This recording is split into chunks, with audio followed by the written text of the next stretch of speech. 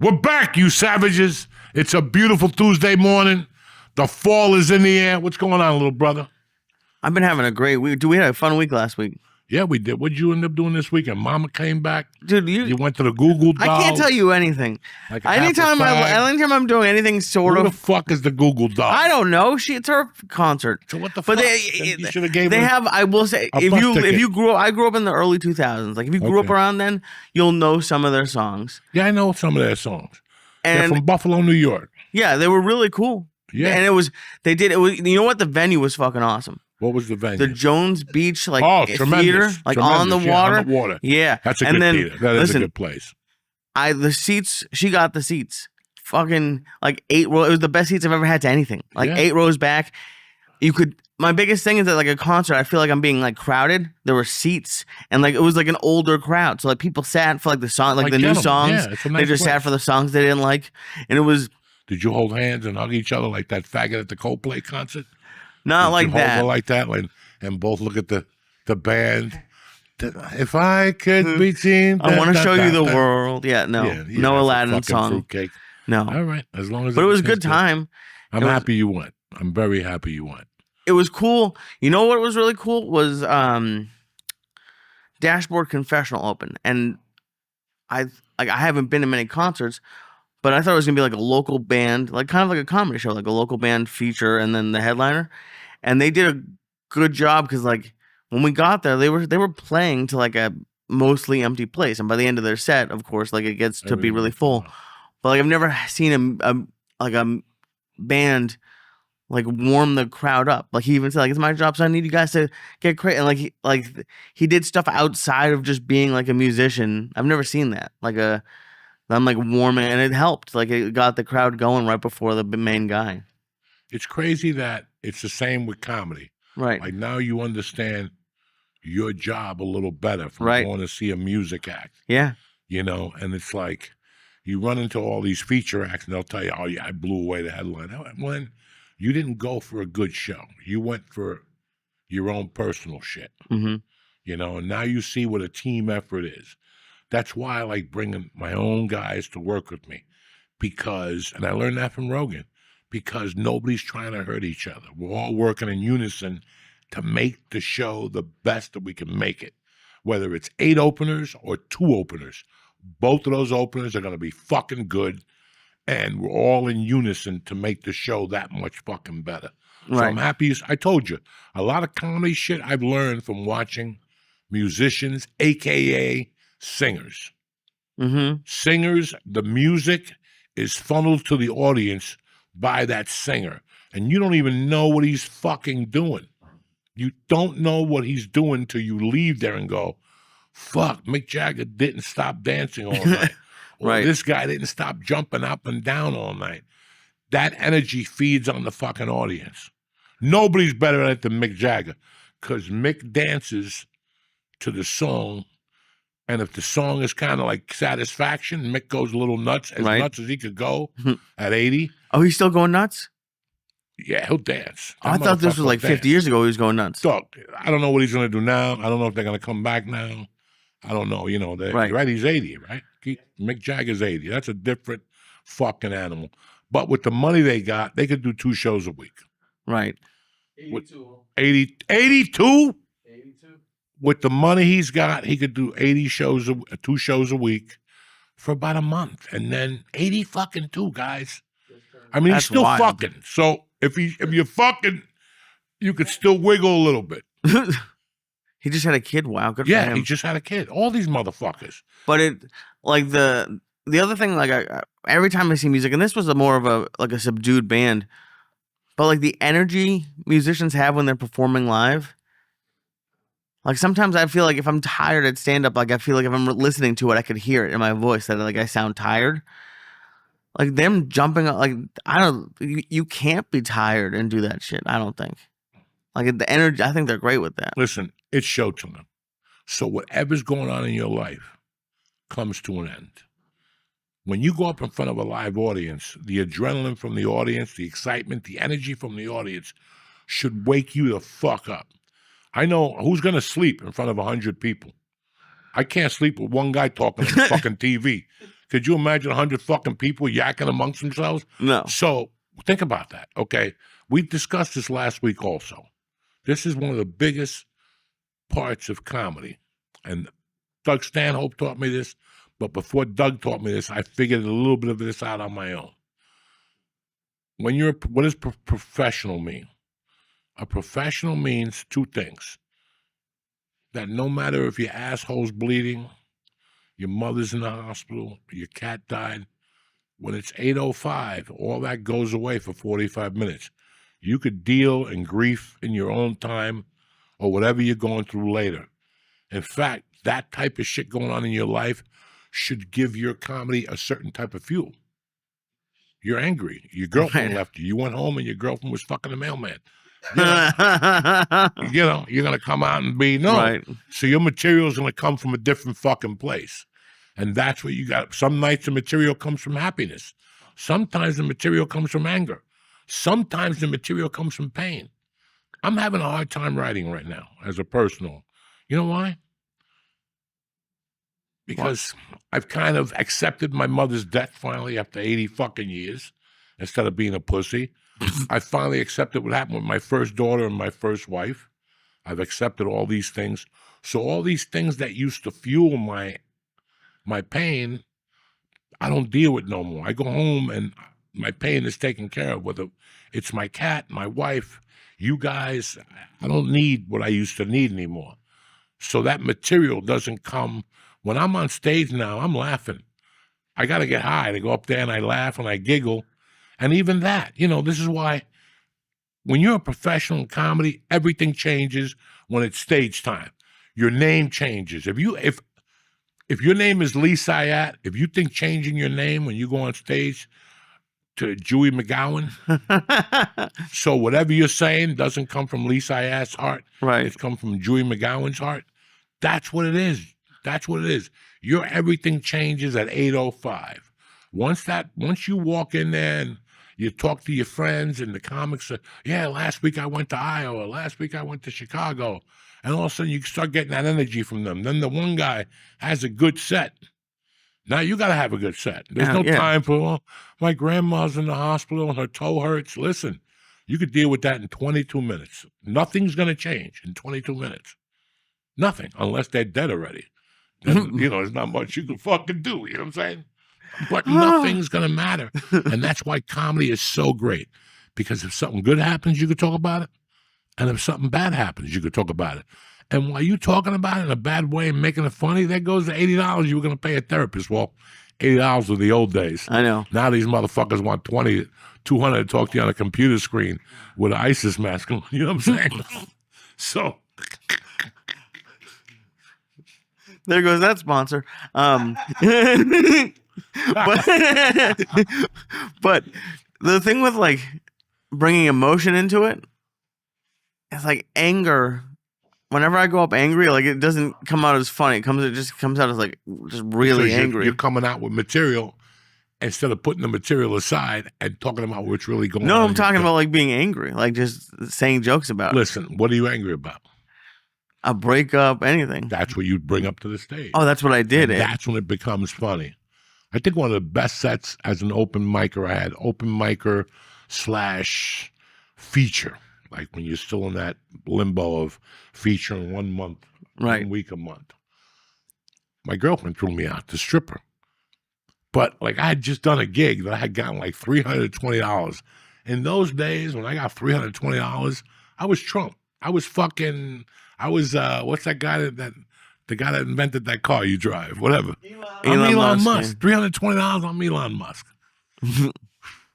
So I go to a house and she's like, oh my God, this is the ex-stripper that I was banging heads with 2 weeks on, then a week off. I go to her house, we eat. I have to go pay groceries. I take her for grocery shopping. She milks me for a bottle of wine. I'm looking at this. I'm like, I'm down to 200 already. And then I finally jump on her, so it's worth the 200. And then she got me for something else, gas in the car and something else. I'm down to like fucking $80. Jesus. And all of a sudden she gets into an argument with me. And now she's telling me that she's throwing me out. Well, I want my money back. You know what I'm saying? I just bought groceries. I want my grocery money back. And she just goes, fuck you and your grocery money. You're out. So now I got to find a place to sleep. travel, and the only place I got to go is the comedy club. That's the only place I had to go at that time. It was like some special show, and I went down and they go, "You want to go up?" I remember walking in there with my bags, and they're like, "What the fuck?" I go, "Don't even ask." I got thrown out, but who gives a fuck? We're here. I got enough money for a gram of coke. You know what I'm saying? I got enough money for a half gram of coke and 30 for some fucking drinks, so we're okay with it. Could be worse. And I'll never forget. I went on stage with like a list, and man, as soon as I hit the stage, I went off about her. And I was like, I said one joke that I kind of used for a while. Oh, yeah? And it was like, I was with my stripper girlfriend all afternoon. We were in love. Everything was going great. Then I ran out of dollar bills. Something stupid like that. And it fucking stuck, and I used it for a while. But I'll never forget that somebody came up to me after that show and goes, "Do you want the tape?" And I go, "You taped that?" When I went to LA, I had that tape for a while, and I would give it to managers. Wow. Because it was such a good stand-up 8-minute set. It was a very good set. All improvised. But it was all based on anger with a smile on my face. Because I don't give a fuck if somebody shoots you in the foot and you're going up there. You're mad, but the sell is it's not what you say, it's how you say it. What we've discussed a lot. So that's the other side of the coin, and that takes experience. To go up there with a smiling face when you just got evicted and you got nowhere to sleep tonight. Tonight, you got nowhere to sleep, and I'm asking you to go on fucking stage. What do you think you can do? That'll destroy a normal person. Yeah. A normal person will look at you and go, "You got to be fucking kidding me. I just got thrown out of my house. It's 8 o'clock at night. I got to go to sleep at 10. Where's the spot? Where's the spot where? Like, I'm just trying to think what I would do. Let's say we're in New York. Is it a bar show or is it a club? Whatever you could stumble into. You're in a bad mood. You got to get out of the fucking house. Well, yeah, you don't have a house. You just got evicted. Yeah, you got evicted. All right, so you're walking around the street with your luggage. Who's going to take you? The Improv don't want to see you. Gotham don't want to see you. But Mel's Irish Pub on 12th Avenue will see you. Oh, I thought you had a book spot. You were trying to decide if you wanted to cancel or not. You're talking about like just walking that in. night I walked in because I had nowhere to go, and they asked me to go on stage. And I learned a very important lesson. But that lesson came for 6 months of living in Boulder, and I would have to give my daughter back at 6 and face to both of those motherfuckers, and they would like giggle at me and make fun of me. And I would have to get back in that car knowing that these motherfuckers are playing me. And this shouldn't be happening. And I'd be so upset about that I would start fucking crying in my little white fucking Datsun. And I would open the ashtray and there was a joint in there. And wherever as soon as the car pulled out, I would smoke that joint. I'd wipe my tears from my eyes and I'd take the hour drive to Denver. And 9 out of 10, there was no cash in my pocket. I was going to Denver to fucking eat because it was that Mexican joint. They gave you a free meal. Oh, no, that was Steakhouse 52. They gave you a free meal on Wednesday nights. And so how many Wednesdays were you there? Every Wednesday. Yeah. And then Thursday night was Mexican night. At, El Torito? El Torito. Yeah. And that food is god-awful. It's like puke. And I would still go over there, but at that time it was Denver, and they had a lot of Mexican food, so the Mexican food had to be good at El Torito. But, and I don't know how many times I went in there on a Wednesday night. Or going in a Thursday knowing that the rent is due on Monday and you ain't got it. That's tough to be funny when the rent is due and you ain't got it either. And that's all the lessons you learn early on as a broke fucking comic. When all of a sudden one day you get home, you're living with 3 guys, you get home and there's an eviction notice. Well, I've been giving Nick the rent since September. Well, guess what? Nick's got a coke habit. He hasn't paid the rent at all. That's comedy. Right. That's stand-up. Now, that's it. Nobody wants you. What are you going to do, stay with your girlfriend? She lives with 8 girls herself. She's a fucking starving comic too. So through all this pain and all this anguish and confusion, you got to do stand-up. When I came here in 93 and lived with George, and we were both going through our thing, I didn't know what I was doing. And I couldn't handle the stand-up because of everything I was going through. The addiction, the struggling, the not enough money, the shit that was going on with my ex-wife. It was too much for me. And I went to Denver and I narrowed the drama down, and then I could do stand-up. But at that time in 93, That was too much for me. Right. My addiction was uncontrollable. I'd be headed over to the city, and all of a sudden I'd bump into somebody. Where you headed? Into the city. Come on, I'll give you a ride. I'm headed to Upper West Side to get some cocaine. Well, we got to make a stop, right? Yeah. Well, guess what? You're just taking me to the devil's house. I'm not going to make my comedy run. The Or devil's you're going to house. give me the cocaine, and I got to put it in my upper pocket. Right. That's even worse than doing comedy with. And then you get there and your spot's at 11:30. It's 8:45. You got a gram of blow in your pocket, and it's burning a hole in that motherfucker. Burn a hole in there. What do you and you never did it? You said No, I wouldn't do it. But then sometimes I just go, I'm out. and just not do your set. No, I'm going home. I'm doing some coke. I can't take it no more. What time was this? Like 9:15? Like how long would you last? 9 o'clock. 15 minutes. As long as I had coke in my pocket, the night was done. Why are we doing this? Why is she here if she ain't cooking? Right. You know what I'm saying? If she ain't cooking, why is she here? That's so crazy. But it's wild. Because with comedy, I just don't. Listen, you're eliminating all the shit that gets in your way.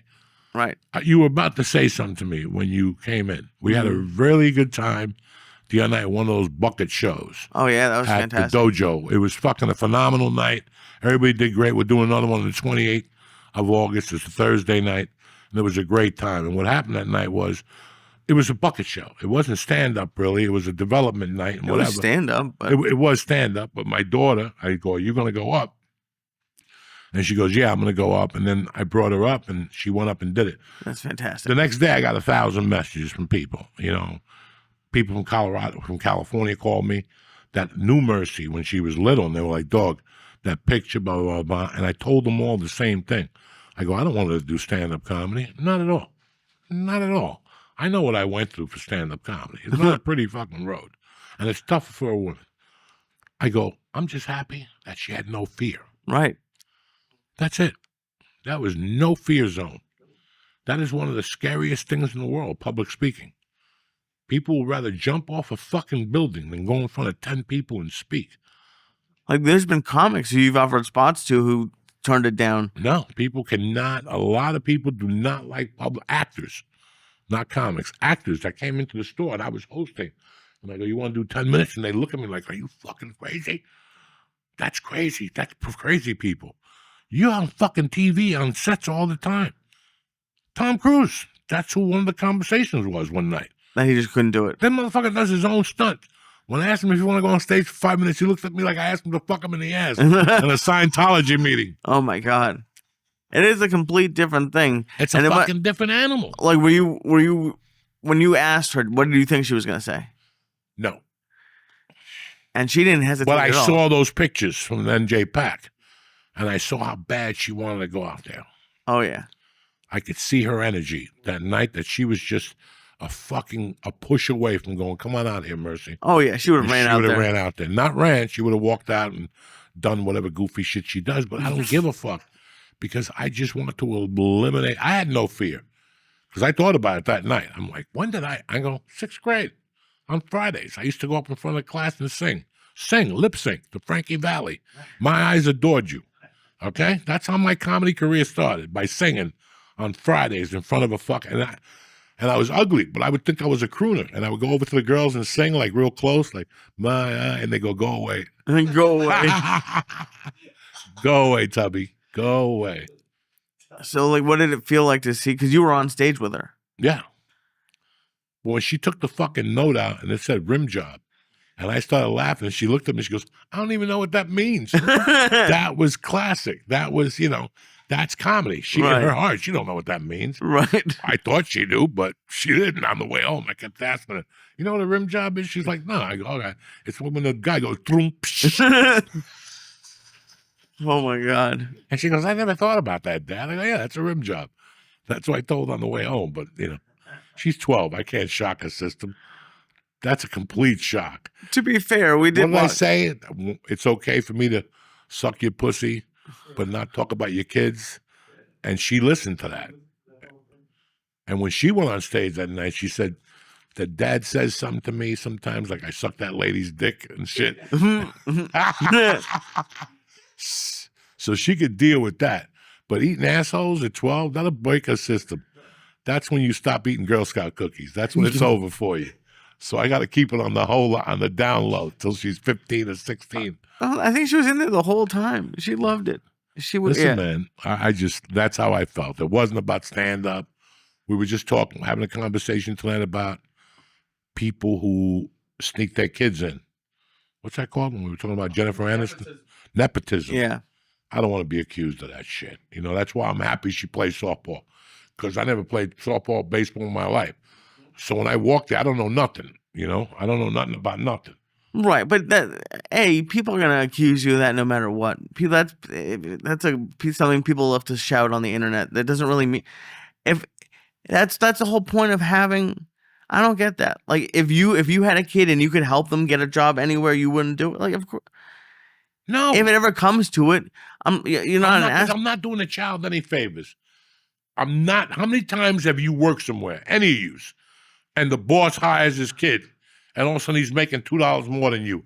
How much damage does it cause in the company? Well, how much damage does it cause? Well, that sucks. Employees start chitter-chatter, loyalty breaks. No. If your kid comes to work for you, you tell them at the dinner table, here it is. You know that room where they shovel the shit? Don't come out of there for a year. You can't. As my son, I'm telling you, if you want this job and get along with people, right? Usually 90 days, I'm going to leave you in there for a fucking year to smell that every day. So when I do promote you, I don't have any fucking problems. Right. I could always go, fuck you. He's my son. He's never been late. And I had him in there for a year to really pay his dues. It's usually 120 days and you make the union in most warehouses. Or I'm just assuming. But that's my rule, because you're really not doing a child any fucking favors. Right. You don't want to do a favor like that, but like even let's just say, George owned a business and your kid and Mercy wanted to go work there. You'd be like, hey, George, you're hiring. Yes. Can you help? But I'm not going to tell George, you got to pay her $28. No. Because this is what she needs. But George, entry-level position. You're grabbing a broom, you're cleaning a bathroom. That builds character. And that's fine. That lets me know when you tell an employee the first day to clean the bathroom, and you give them that, they'll know if they're going to stay or not. Right. You got about 48 hours, because that'll break your system down. Everybody wants to be a star. Everybody wants to be on top. Everybody wants to get there and earn. But no, today we're cleaning a fucking bathroom. They're soft. They're soft. So from me knowing life experience, if I'm still around when she's 18, like I've already spoken to restaurants in my area and said, hey, next summer, she's in here. Saturdays. Teach them what it is to take a Saturday from you. Right. Okay? To take a Saturday. Or a Friday night. One of the girls that I respect the most in Marlboro, New Jersey is a 19-year-old girl that I have watched that girl grow since she's 14. She's not just a regular girl. She's a beautiful girl. Her and her sister are beautiful. Me and my wife and my daughter would go to a pizza parlor, which I took you guys to. I think you met the girl. And I used to go in there on Fridays when I first moved here with a bunch of parents. And I would go, why is that girl here on a Friday night? 16, 15. Then she turned 16. And then me and my wife would talk to her. And then she says, I'm saving up for a car. And then after she got the car and she's like, do you want to see it? And I'll never forget, we went out there and it was a broken down jalopy. But I was so happy for her because I know what she went through. Yeah. And then she's like, now I'm saving up for fucking college. She wanted to go to Temple. But she was $13,000 short to go to Temple. When she told me that, it broke my fucking heart.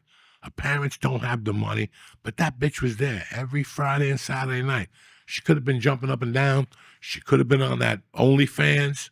She could have hooked up with a fucking 40-year-old old guy. That girl could have done anything she wanted to. But no, she worked in a pizza parlor. Now she works at TD Bank, and she's, good for her, making good money and stuff. And she's going to school at whatever, that local college that's really cheap, Brookdale, whatever the fuck it is. But dog, that to me is a classy woman. You're not going to have any problems with that girl if you hire her in 10 years.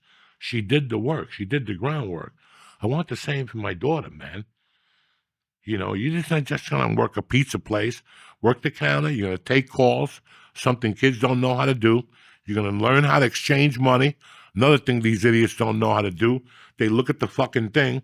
You know, you go to a restaurant now, $10.32. You give them $10 and 32 cents, $11, and you give them 32 cents. The computer fizzles out. It's over. I mean, these are things, you know, and I tell people in business all the time, you're confusing the consumer. I had a conversation with a good friend of mine the other night. I said, listen, the comedy club, this is why you're confusing the consumer. You have to assume they're fucking not even stupid. You got to assume they're retarded. As a matter of fact, I know, and I'm not being a Tom Segura or Bert Kreischer calling them the poors. I'm not calling anybody stupid. I'm just calling it. I'll give you calling my them example. retarded. No, I'm giving you an example.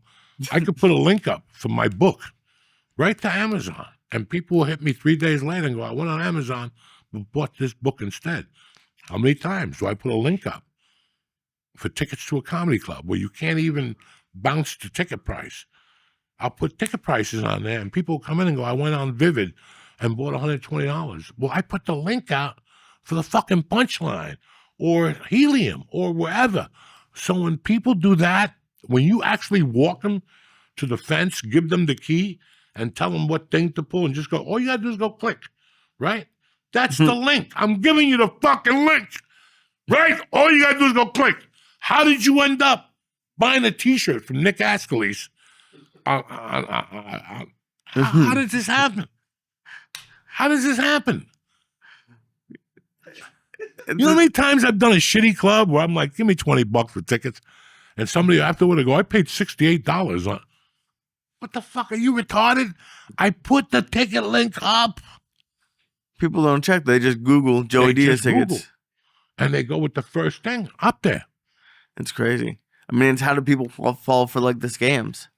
And it breaks my heart because I thought I was dealing with a more, you know, people that knew, click the fucking link. I'm not going to fucking beat you and put you on a porn link or take you all the way to Europe to buy fucking goggles.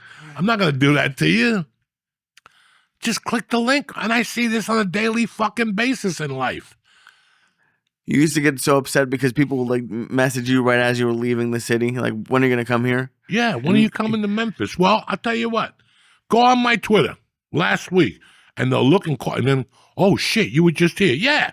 Look how long I've been talking about Memphis, barbecue, chicken cutlets, black people with veins in their eyes. I've been talking about Memphis for 3 fucking podcast episodes.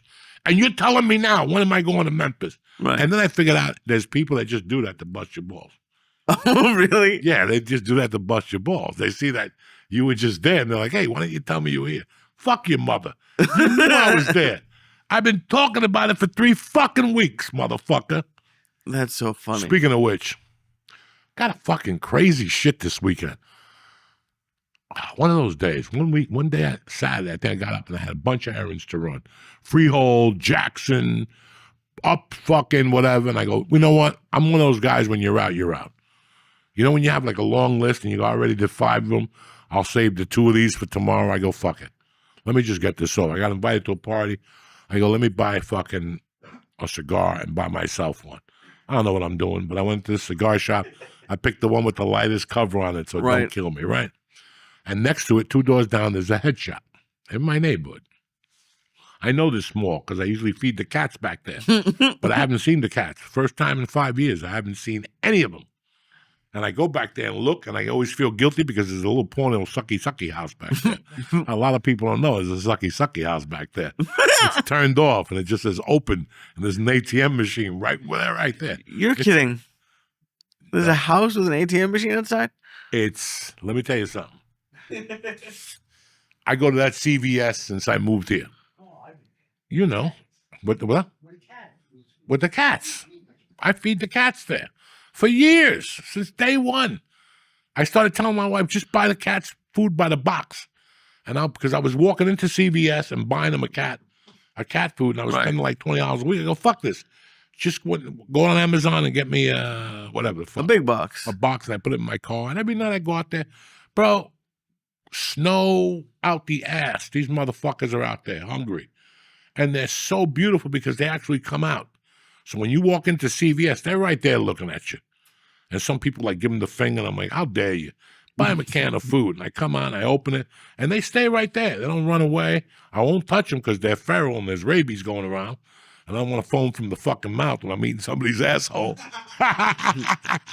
So, is that how it gets activated? Why would he be finding out then? Because if the fucking cat scratches you, get rabies. Who knows? My God. Listen, I watched New Jersey 12. Last week there was a skunk that bit some fucking dog and he had rabies. I know you've all seen it in Middletown. So Middletown is up and, let's not worry about ice. There's a skunk with fucking, rabies. So what are we talking about? Who knows? Who?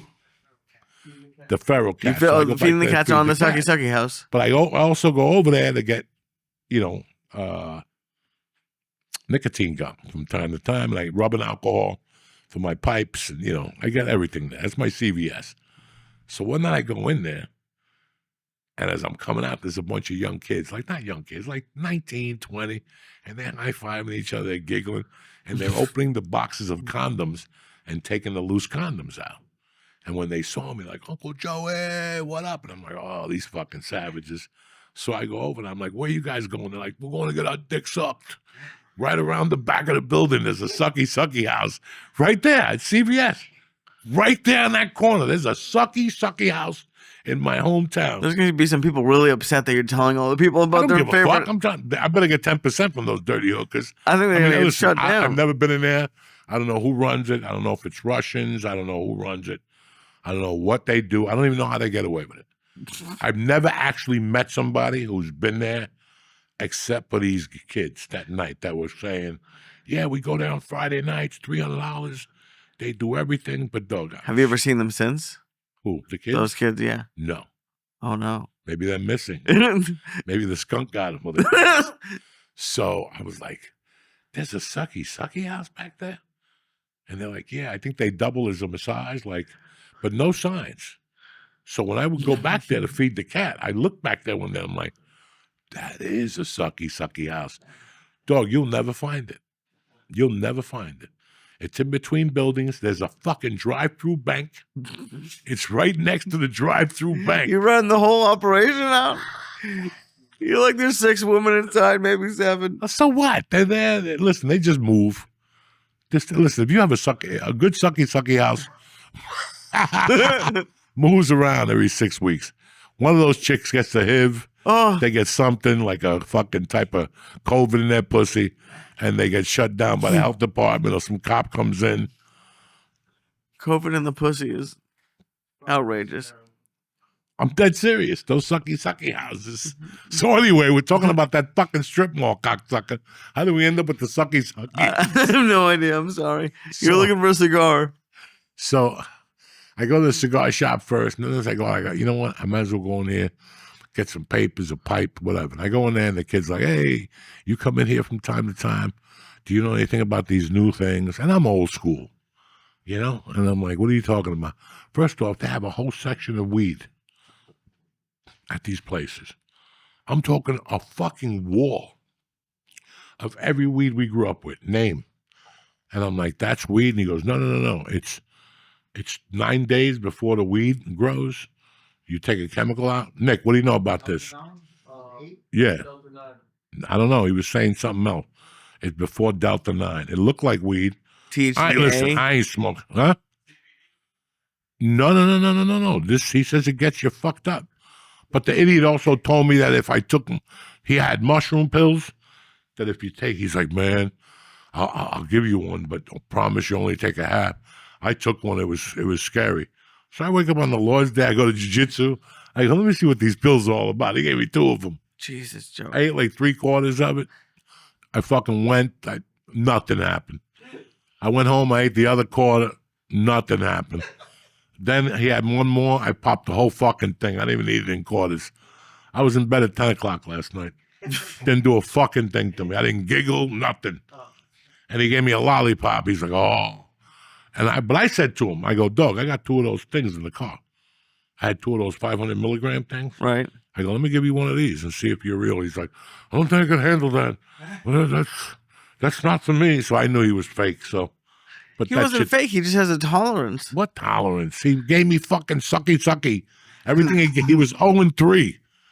No wonder his weed store was next to the Sucky Sucky house. Because he was 0 for 3. Everything was Sucky Sucky. Oh my God. Everything sucked, okay? That's And I knew better. I've been down the street already. Everybody thinks they're a scientist. And these fucking new kids today don't have the heart just to do heroin. They just don't have the heart to fucking get a syringe and pop that motherfucker and listen to some Black Sabbath. They just don't. They're pussies. So what do? They buy like a half a fag vapor pen that's got like a tenth of heroin. Oh my God, my toothache doesn't work anymore. You know, it's like I said, it's like a white chick that wants to fuck a black dude. The first time she'll fuck a dude that's mixed, just to see how the smell is and everything. And if it passes, then the next time she jumps on a full fucking yam. You know what I'm saying? We all know the fucking deal. How it starts.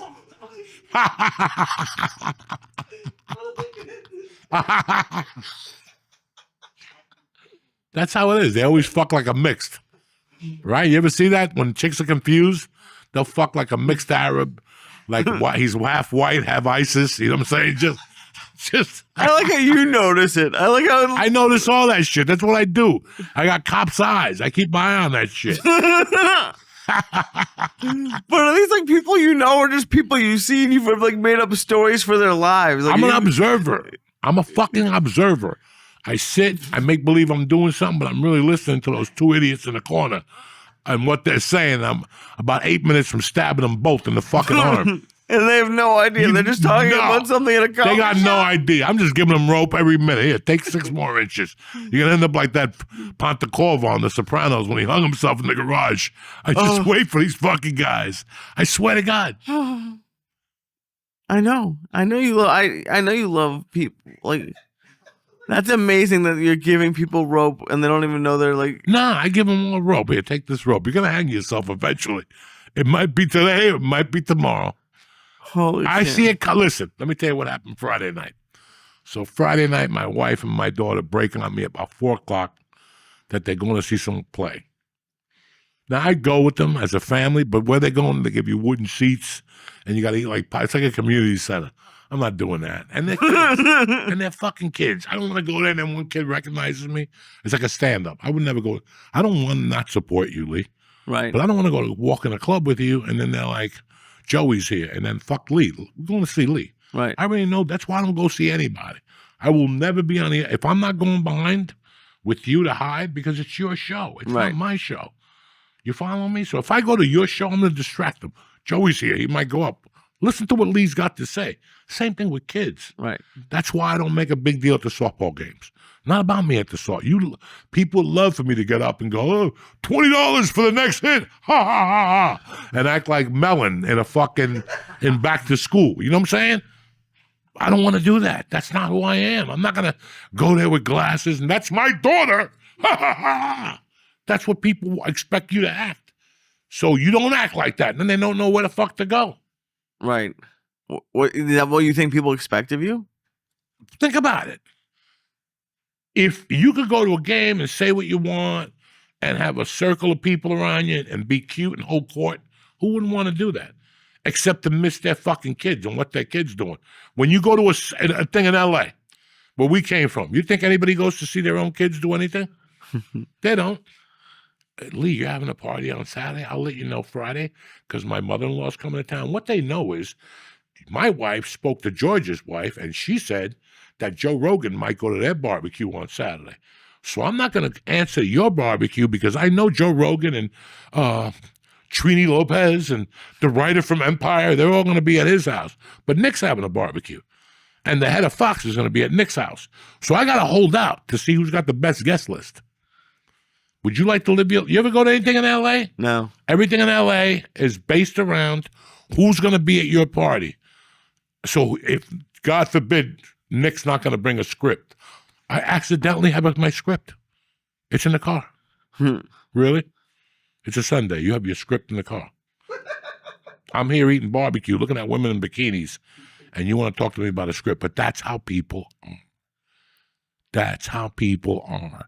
And the kids, zero. The kids are a prop to get them in there. Just to get in the I schools. swear to my mother's grave. Those kids are a prop to get them into those meetings because all those kids have a nanny. That's the only way they'll fit into that circle. God forbid they don't have a nanny to tell their friends they have a nanny. That's the only way you'll accept me, is if I have a nanny also, so we could talk about the nannies. My nanny's from Bolivia. Oh, my God. Her uncle sells me coke. No, but you know what I'm saying. Everything they do, there's people who have kids, and they're supposed to go where my daughter went to school, but they go to Carpenter down the road on the other side of Ventura Boulevard. Why? Because that's where all the writers and all their kids go to. Their Christmas party is at CBS Radford. Jeez. Okay? So anybody who wants to be cool and be in the in crowd, they go to that school instead. When you want to be a normal parent, which ain't much, even in the school I took my daughter to, that's where you go. They have a lot of writers there too, and the girl from, what's the girl? Lisa Loeb, and the head writer from whatever. There's a lot of people's kids that went to that school, but not like Carpenter. Carpenter is the alligator, the hunter that died. People, that's where their kids go. And that's where you take your kid if you don't love him. Because that's where you take your kid if you don't love him. The kids are just using them? They're just a fucking prop. My kid's not a prop. And my girls' softball games are about her. They're never about me. If I could wear a beard and a disguise to those games, I would. I would, because they're not about me. And today I went to breakfast with my wife. This woman could have only been Russian. I got nothing against Russian women or Russian people. She had a leopard suit on from head to toe, the tight one. Shouldn't have had a leopard suit on. It should have been more like a bear or a fucking gorilla, right? She had feet uglier than mine with sandals on. Her hair had not been done. Her face was full of Botox, and she had those glasses on, and she didn't want to sit at the table, so she stood on the other side of the counter so everybody had to see her. Just randomly and start talking so to her? Everybody just could see her, so she could be seen. Normal people don't do that. They sit at a fucking table, and they don't have a leopard suit to go to a turning point with fucking $200 sandals on. But there's people that's what their priority is, to be seen. I don't want to. Where I go get a haircut, every time I walk in, there's a goofy motherfucker that goes, "Hey, Joey." I don't even pay attention. I don't even look at him. Until I finally told the owner, "Can you tell that moron to stop saying Joey when I walk in here, please?" I go, if I don't want nobody to know, why are you telling them? Right. Don't say a fucking word. Don't say a fucking word. Just look at me and nod. It has like not, I guess, damaged your life? Like, do you feel like you can't go? Do you feel like you can't go places now? No, I go wherever the fuck I want. But, you know, I don't go for the purposes that you think I would go. Like, do you know what I mean? Like, I'm over all that shit. Like, I was over it when I lived in LA. So I'm over all that shit. The last thing I want to see are those people. Right. The last thing I want to see are those type of people. It took me 23 years to get away from them. I'm going to go back and dilly-dally with those Tyler people, which are basically just liberals. You know, they're just people who are just like, they agree to everything, and all their decisions are based around what people are going to think about them. That's it. I think that's a lot of people. And you could tell when somebody opens their mouth if they're really sincere about it, or if they're just, in Hollywood, people just say shit. Are they really, does Pedro Pascal really give a fuck about LGBTQ rights? Or is he saying that so, you know, why? So you could fit into a certain gap. That's my own, listen, for years I always talked about California, and I shouldn't have spoken about California. It was Hollywood and the lifestyle where I lived. And I'm very sorry. I need to apologize. It wasn't California. Right. And it wasn't Orange County or whatever county I lived in. It was that world. And we have those worlds now in normal cities. Everybody thinks there's a fucking celebrity. Well, let me go up to Montauk and play handball. You're from fucking Jersey. Let me stab you in the fucking eyeball. Do you know what I'm saying? I'm from North Bergen, New Jersey. Nobody did nothing. All of a sudden, I see kids I grew up with. We're playing golf today. They know I want to fucking shoot them.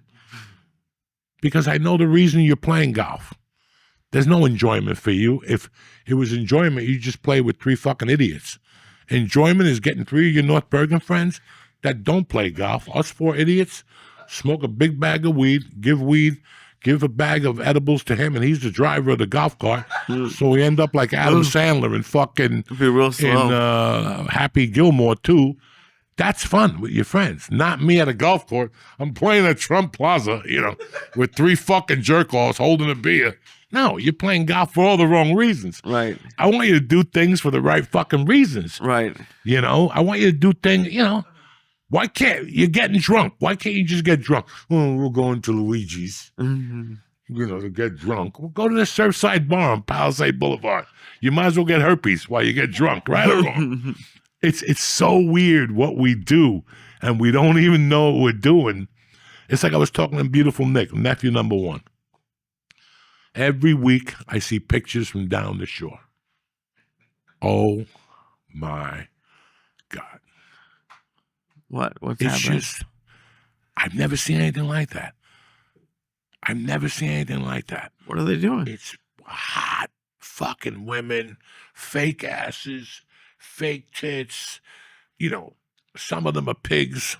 Some of them are really decent. They don't know what some of them are just fucking pigs that get fucking dick every weekend. And by August 9th, their hole is just leaking. You can see in the pictures that it's like a fucking walrus. They're fucking... Oh, by this week, you can start to see the bikini pictures, and you can see the pussy starting to come out from the inside. It's August now, yeah. They've been getting dick. They got dick 3 different weekends from 3 different guys. They don't know who they're in love with yet. But Vinny the DJ will be there, Oh, my God. And it's like these chicks, they just stand there by the table, and then there's these guys with buckets, and they just stand there. And then you have a whole section of guys with backwards hat and steroids, and a VIP section with and they're all on top of each other, and they're all like boom, boom, boom. And that's all they do. Nobody's fucking, nobody's sucking. They just boom, boom, boom. Nobody's snorting coke. Nobody's eating ecstasy. And none of those guys are in danger. Right. Half of them have giant tattoos, boom, boom, boom, jet tattoos. They're getting ready for football season. But it's August 8th. By this weekend, those pussies now is when the labor department, not the labor department, the health department in all those cities sees an increase in fucking ticks, tacks, fucking herpes, fucking. Oh, my God. Oh, yeah. Some girls don't even make the summer. That pussy taps out by like the 15th. Oh, no. They just tap out. They go, we're not even going back. We don't want our deposit. We don't want nothing. We ended up pregnant. And I don't know who the father is. The kid came out with an Arab hat on and and an empanada. We don't know what happened. He could be Dominican. He could be Arab, but we could be both. It's a nightmare. But the shore is, we went to the beach, and if we took pictures, we rented a house, and all your friends were there, and then you invited a bunch of freaks, and people were fucking, the bedrooms were on fire, somebody's father was there. Has anybody seen my daughter? That's when you know you're at a good party. When a dad's there with a picture and shit of their daughter. She's been missing for 2 days. And you just saw her? Huh? And you just saw her? What's that? Like the girl he was looking for. What's that? Like, had you just seen her? Oh, no, I'll tell the dad the truth. If somebody comes to me as a kid and my daughter's missing, but when somebody shows up at your party and says, have you seen my daughter with a picture of her with Catholic books? And you're like, she ain't Catholic no more. We'll be right back after this word from Blue Chew. What's up, Papa? Your eyes are looking tremendous, like one of those black dudes in Memphis. They're all red with that vein in the middle. I like it. Oh, my God. It's gotten to the point where people just say, whenever they see me, I look high. Even if I'm not. My eyes are just constantly high now. You were talking about I like the fire, and I could see it coming. Friday night, my daughter went to a play with my wife. I'm like, what am I going to do? Now, some days my mouth bothers me more than others. I don't know till I get there. Tonight you brought a tremendous sandwich, and I was having a hard time. Like, I'm like a Chinese chick sucking a black dick. My mouth just don't open that big. You know what I'm saying? You ever see a skinny chick with a skinny Chinese chick with a black dude that's 6'8", and you're like, how does she get her mouth around that dick? It's not mathematically. She has to borrow a cousin or something like that, right? So it hurts. So so I'm like, what the fuck? I got to figure out what I want to eat. And I was going to go to my restaurant, my man, Osteria, and get Steve to make me a shrimp risotto, but to cut up the shrimp, you know? But when I got there, guys, I got something that you guys are going to have to make the trek down. You have to make, because I know he makes it, and I know it's on the menu of his new restaurant. I go, Steve, any chances you can make me Italian fried rice? What the fuck is that? Exactly. He makes Italian fried rice. He makes fried rice with risotto, Italian risotto, with shrimp and lobster. Dog, it tastes like fried rice from Billy Hung's 1982. I think Billy Hung's closed in 90, maybe. See when Billy Hung's closed. Sounds like a porn star. Billy Hung, New York City. See when it closed. This was old New York class, guys. You hear it from your Uncle Joey. Hung, not hung. Yeah, Hung. Hungs. Billy Hung, like a Chinese guy with a big dick in porno. Billy Hung. That's his fucking name. Closed. Yeah, see? Hung with an... Well, maybe it is Billy Hung. Take a look at that, because people spell it differently and shit. Okay, see what it says about it. Exceptional old-fashioned fried rice with chunks of shrimp, pork, and lobster sauce. Guys, you have no idea. And you know why else? And I'll tell you about another. My father's picture was on the wall. My real father. Really? Yeah, like they had like fucking people on the wall, and they had a picture of my father-in-law with a suit on, walking out of a hotel room with a hat on and shit, circa 1955 or something. He had been going there since he was a kid, when he came from Cuba. So I always went there. In 1985, they had a $33 lobster egg roll. They built an egg roll. They got a lobster tail, cut the shell off, and they built an egg roll around the lobster tail. Nobody That's had like ever $100 egg roll now, right? It would be $100. Yeah. But Billy Hung, that's where gangsters went. Sinatra, Joe Namath, all the Knicks. That was it. Like towards 85, they didn't even talk about Billy Hung's because you couldn't get in there. You didn't even talk about Billy Hung's because you couldn't get in there. It was like, that's like an afterthought. Like Billy Hung only hung out with fucking gangsters. You know, I forget where it was, but I still remember the inside of that place. You know what it reminded me of, Lee? When you walk into the Comedy Store from the front, when you walk up those little steps, right, with those little pictures on both sides, that's what it was. Then you broke out and they had a big thing and they had circle tables and even the booths were circular.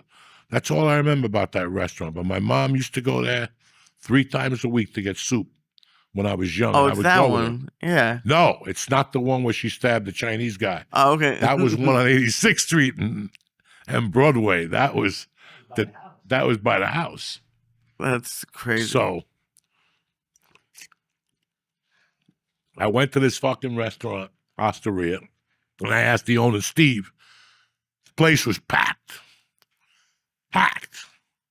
Bar, back. I go, Steve, where do I eat? Do you want me to go in the bocce ball court? And all of a sudden, the chair opened up at the bar. And when I sat down, a girl tapped my shoulder, and it's my buddy, Gabby.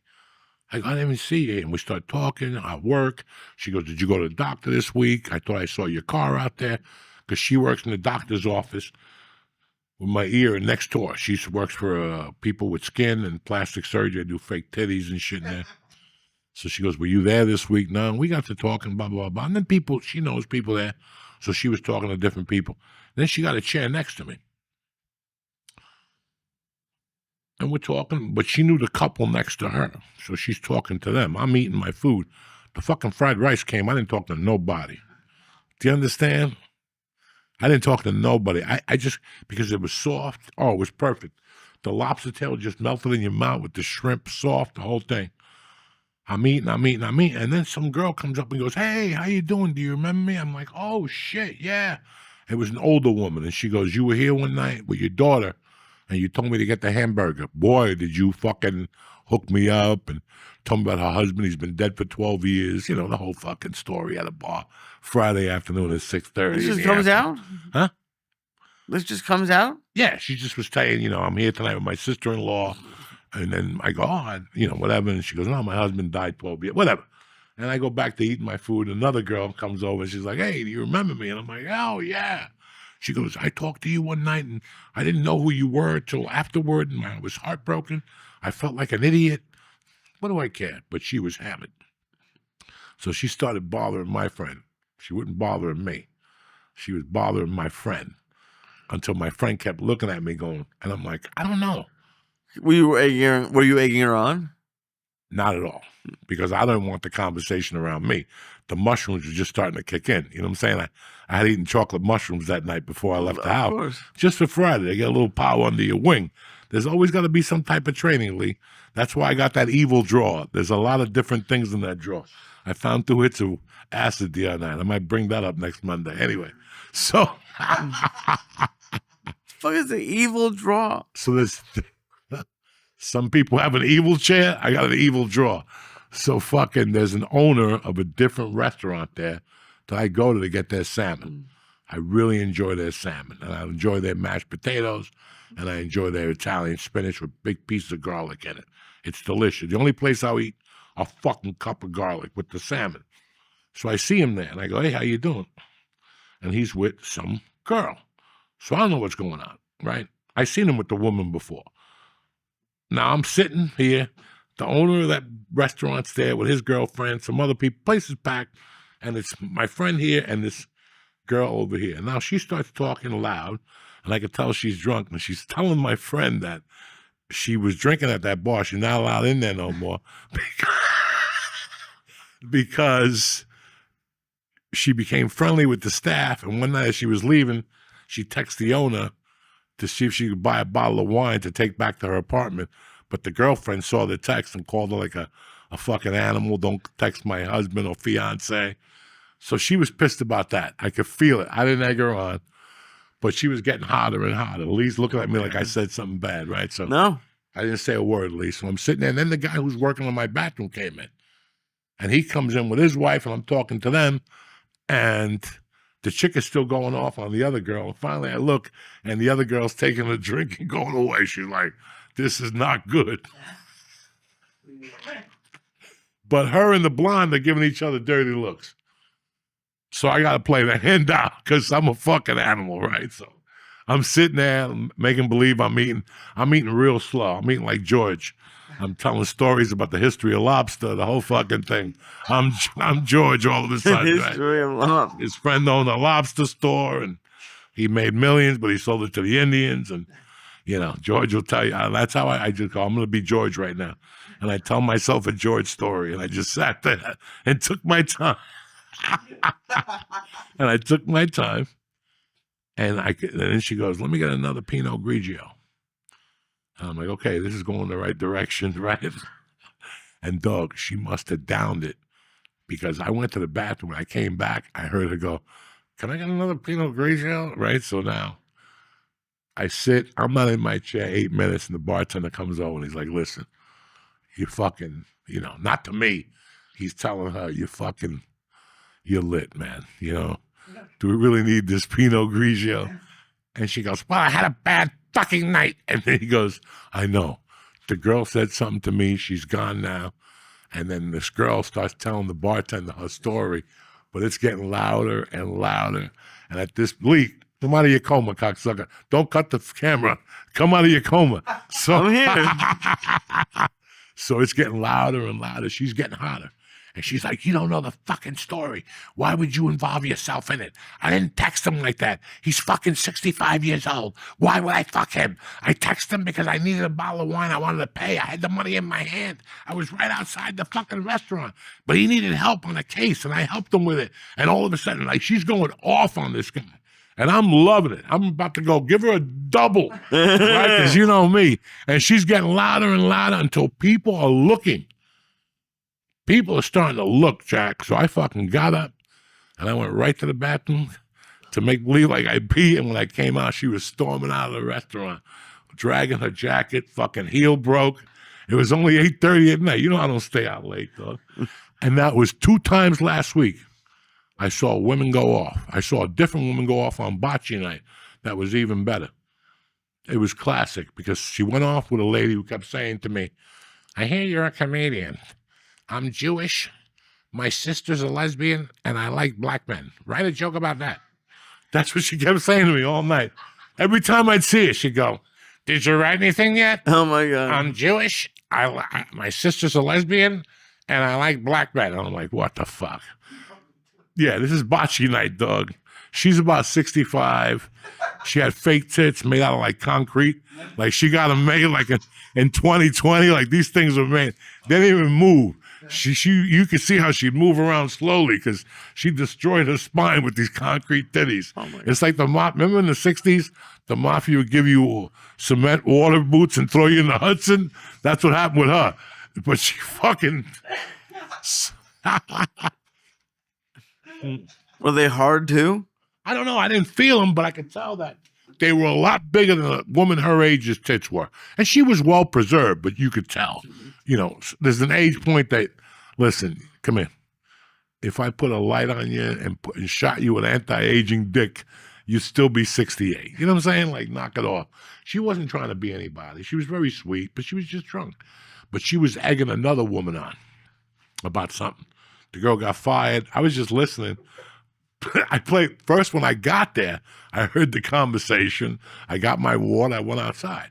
Usually when you come back after a bocce game, those people are gone. Not that night. When I walked in, they were like an Indian, and the bartender just kept giving them gin. And I'm watching this shit go down. Again, early. I'm watching this shit go down, man. And What did you just sit there and watch? Oh, I'm not watching. I'm making believe I'm watching a Yankee game. But I got my deaf earring focused on this ear with everything I got. So if you fart on this side, I won't hear it. Because everything I got is focused on this ear. And I'm just like, if you come up to me and go, hey, what's the score? Huh? Get the fuck out of my face. I'm not even care about the Yankee game. You come up to me, I can see a home run happen. And I wouldn't know because all my focus is in the super old man ear. And I'm listening to what these 2 or 3 hags, it was like 4 of them, telling the story, the woman, this. So finally I go, you know what? They start getting louder and louder, and one of the women is pretty intelligent. She goes, ladies, let's take this outside. So guess what happened? I paid my tab, and all of a sudden I got the sudden urge to smoke a joint, right? So, as I walk out, they're on the park bench getting lights for each other. But the one is arguing with the Jew. I go in my little fucking car. I put it on. I plug the phone in. I'm listening to the music. And I'm about to pull out, and I hear the yelling start. And I just lower my window and make believe like I'm a fucking dead mute. Like I'm doing like 2 miles per fucking every 10 minutes. Like I'm going back slowly. And they're yelling at each other. It was the woman's fault. She got fired. Blah, blah, blah, blah, blah, blah. So the one girl goes, we have to end this. Let's go. And she pulls the 3 girls and they leave the ugly Jew woman. The one who wanted me to tell her a joke about the lesbian, about the black They boyfriend. just left her? Yeah, she's just sitting out there. At this point, she took her heels off and she's out there smoking cigarette after cigarette. I could call George or somebody. But the beauty is she took her heels off and she had those old women's stockings where they cover the toes, and you could tell the toes stink because they're that old. When you take those stockings off and you rub that, you smell that toe area. It's got, it smells like a dead body. So she's sitting there half drunk, guys, like this, look. And she's like, you know, she's hot. And finally I pull up to her real slow. I lower my window. She looks at me and I go, you want some candy, little girl? And I just pulled off into the horizon. And she's like, fuck you. You never told me the joke about the Jew, the lesbian, and the woman who likes fucking black guys. And I'm like, oh. See, Lee, sometimes you have to create your own fun. I guess so. You have to find fun wherever the fuck it is sometimes. And that's where it was Friday night. Bro, guys, I'm getting fucking old. Like, not old. I shouldn't talk negatively about myself. But like I said last week, I feel myself changing. Conversations I want to listen to. I'm watching a good show now. I'm getting so old, I'm even watching a weird series. Leanne. I don't know what it's about. It's about that comedian woman, Leanne, the big blonde woman from the South. I have always thought she's, huh? Dean Smart. He's saying Leanne, that show right there. Leanne Morgan.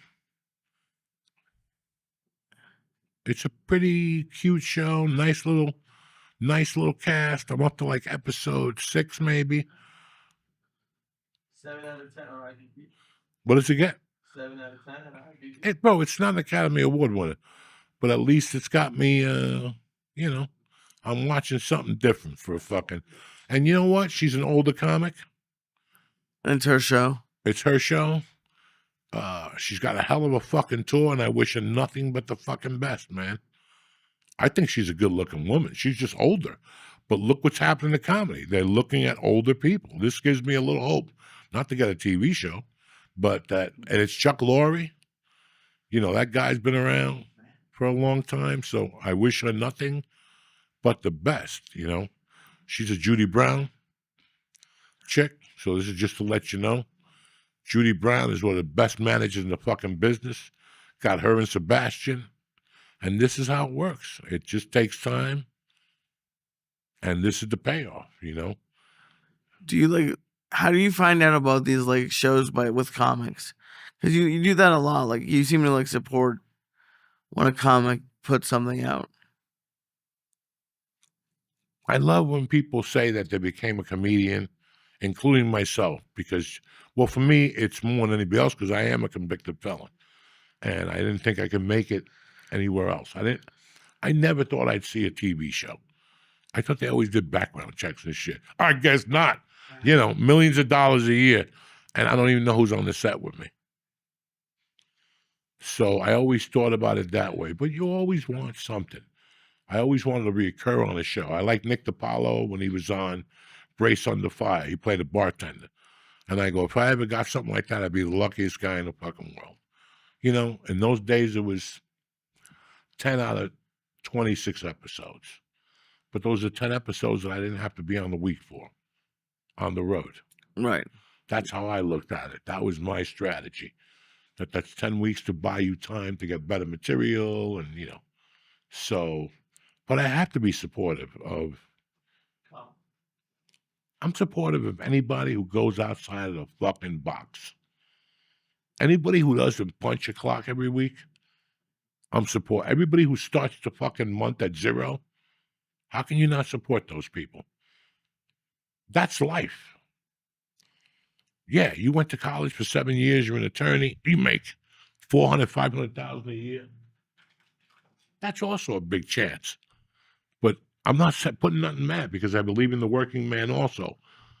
But I also believe in take a chance. Columbus did.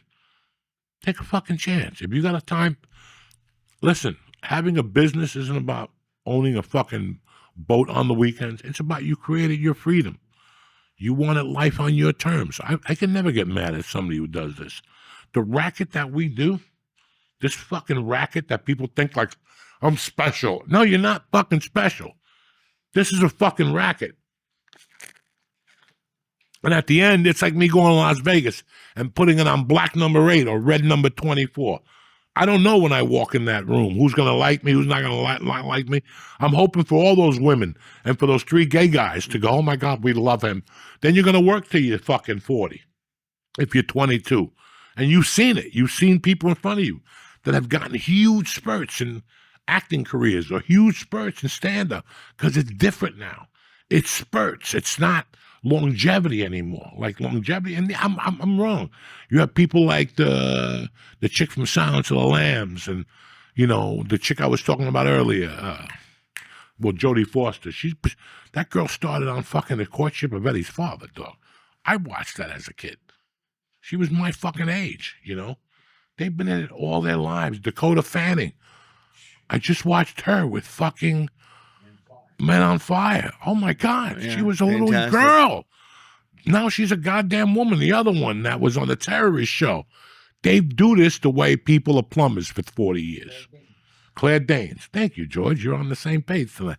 They have done this the way people go home and become a fucking plumber. And then you're doing it for 10 years, then you're doing it for 20 years. Next thing you're doing it for 30 years, and you're considered a master fucking plumber. A master fucking plumber. A master electrician, a master carpenter, a master framer. George is a master framer. How many framers are out there right now, George? No, how many framers, how many people grow up and go, when I get old, I'm going to be a fucking framer? Zero. Zero. So I respect anybody who gets up one morning and goes, I'm not going to punch a clock. I'm going to borrow $500 from Uncle Joey. I'm going to borrow $500 from Uncle Nicky. I'm going to borrow $500 from fucking Lee. And I'm going to get a box and I'm going to sell hot dogs out of there. I'd much rather fucking do that and take a chance on my own. And those are the guys that one minute they buy a box, then they pay you back and they're buying a stand, then they're paying you back, and then they come to you and then they go, we want you to lend me this to buy a fucking little thing. And next thing you know, that motherfucker's got 3 of them. And he's buying you out for $10 million. You gave him fucking $300 when he was 16 years old. You know, those are the people that you respect. That they're called what? People who are crafty. Entrepreneur, but there's a word for that. People who made it on their own. Crafty. Nobody gave it to them. They borrowed $10,000 from their father-in-law, and they started making donuts, and now they're Krispy Kreme. I don't know if that's the fucking. I don't know if that's the history, but that's how it starts. Right. What we do is a fucking nightmare, Lee. What we do for a living, when you sign up to be an actor, a comic, a dancer, a stripper, a boogaloo, fucking anything, it's a life of fucking uncertainty. That takes years off your life, not knowing. There's many people that are talented but never said, you know what, I don't want to quit my day job because my girlfriend will, you're done. You're done. You're either all in or all out. And I'm not talking about you. No, I know. Like that. I'm talking about there's people who don't believe in themselves, and that's why they'll never get to that place. And then there's people that you read about that you go, how the fuck did they do that? They did what? They're on your own. And, dog, I support everybody. But at the end of the day, somebody who tells the world to suck their dick, they're doing it on their terms. I ain't mad at that because it sounds familiar to me. At one point, you got to tell the world to suck your dick. You don't give a fuck if you have a felony. You don't give a fuck what you think. You don't give a fuck about your past. All you're worried about is your fucking future. And that's a painful fucking decision to make, especially when you got no family, you got nobody. But now you're living for people who backed you. And you go, you know what? These people who backed me over the years that fed me, I can't let them down. And when you put a value on your future like that, it really builds some type of clarity when you go, you know what? I'm going to stick with this till this happens because these people believed in me. And first of all, I got nowhere else to go. I can't sing and dance. I got missing teeth. I can't suck dick. There's no velocity in my suckness. I'm just fucking around with you, but these are the things that push you forward, when you go, wow. I wake up every fucking month, and every fucking month on the 1st, I start at 0, just like Joey, just like Lee, just like Nick, just like George. Some people get a check on the 5th. I don't get that check. I haven't gotten that check for 30 years on the 5th. Well, unemployment when in between acting jobs, yeah, but still, it's not. After a while, you look at those checks and you're like, these checks are nice, but this is not what I want. I could settle for $1,800 a month. We all can. It's $900 every 2 weeks when you're an actor in LA. Probably went up now to $600 a week. Maybe, but that still doesn't get you much. But I know we are. You know what I'm saying? You get comfortable with unemployment and go $1,800 a month. I do a couple comedy gigs. I book one job at scale. I'm good. I go to Sizzler. But then the guy next to you, that lived next door to you, just moved out and bought a fucking house and a car. And he's got a girlfriend that looks like a fucking model. And, this is the decisions you make on whether you move forward or you're going to be a fucking lop all your life. What are you looking at me like that? I don't know you $20, cocksucker. What do you got this weekend? This weekend, it's a really fun show in Hoboken. It's the DV Barbershop, yeah. DV Barbershop. What night is that? Saturday night. They have 2 shows. It's a really fun show that my buddy runs. All right, and Wednesday night we're at the dojo. Wednesday we're at the dojo. It's new talent night or whatever the fuck it is. I don't know. It's something. You gonna be new talent? Yeah, I'm new You're talent. Go you should. I'm new talent with an old twist, Jackson. So like, you should write material for a different comic and do it, or try a different style material.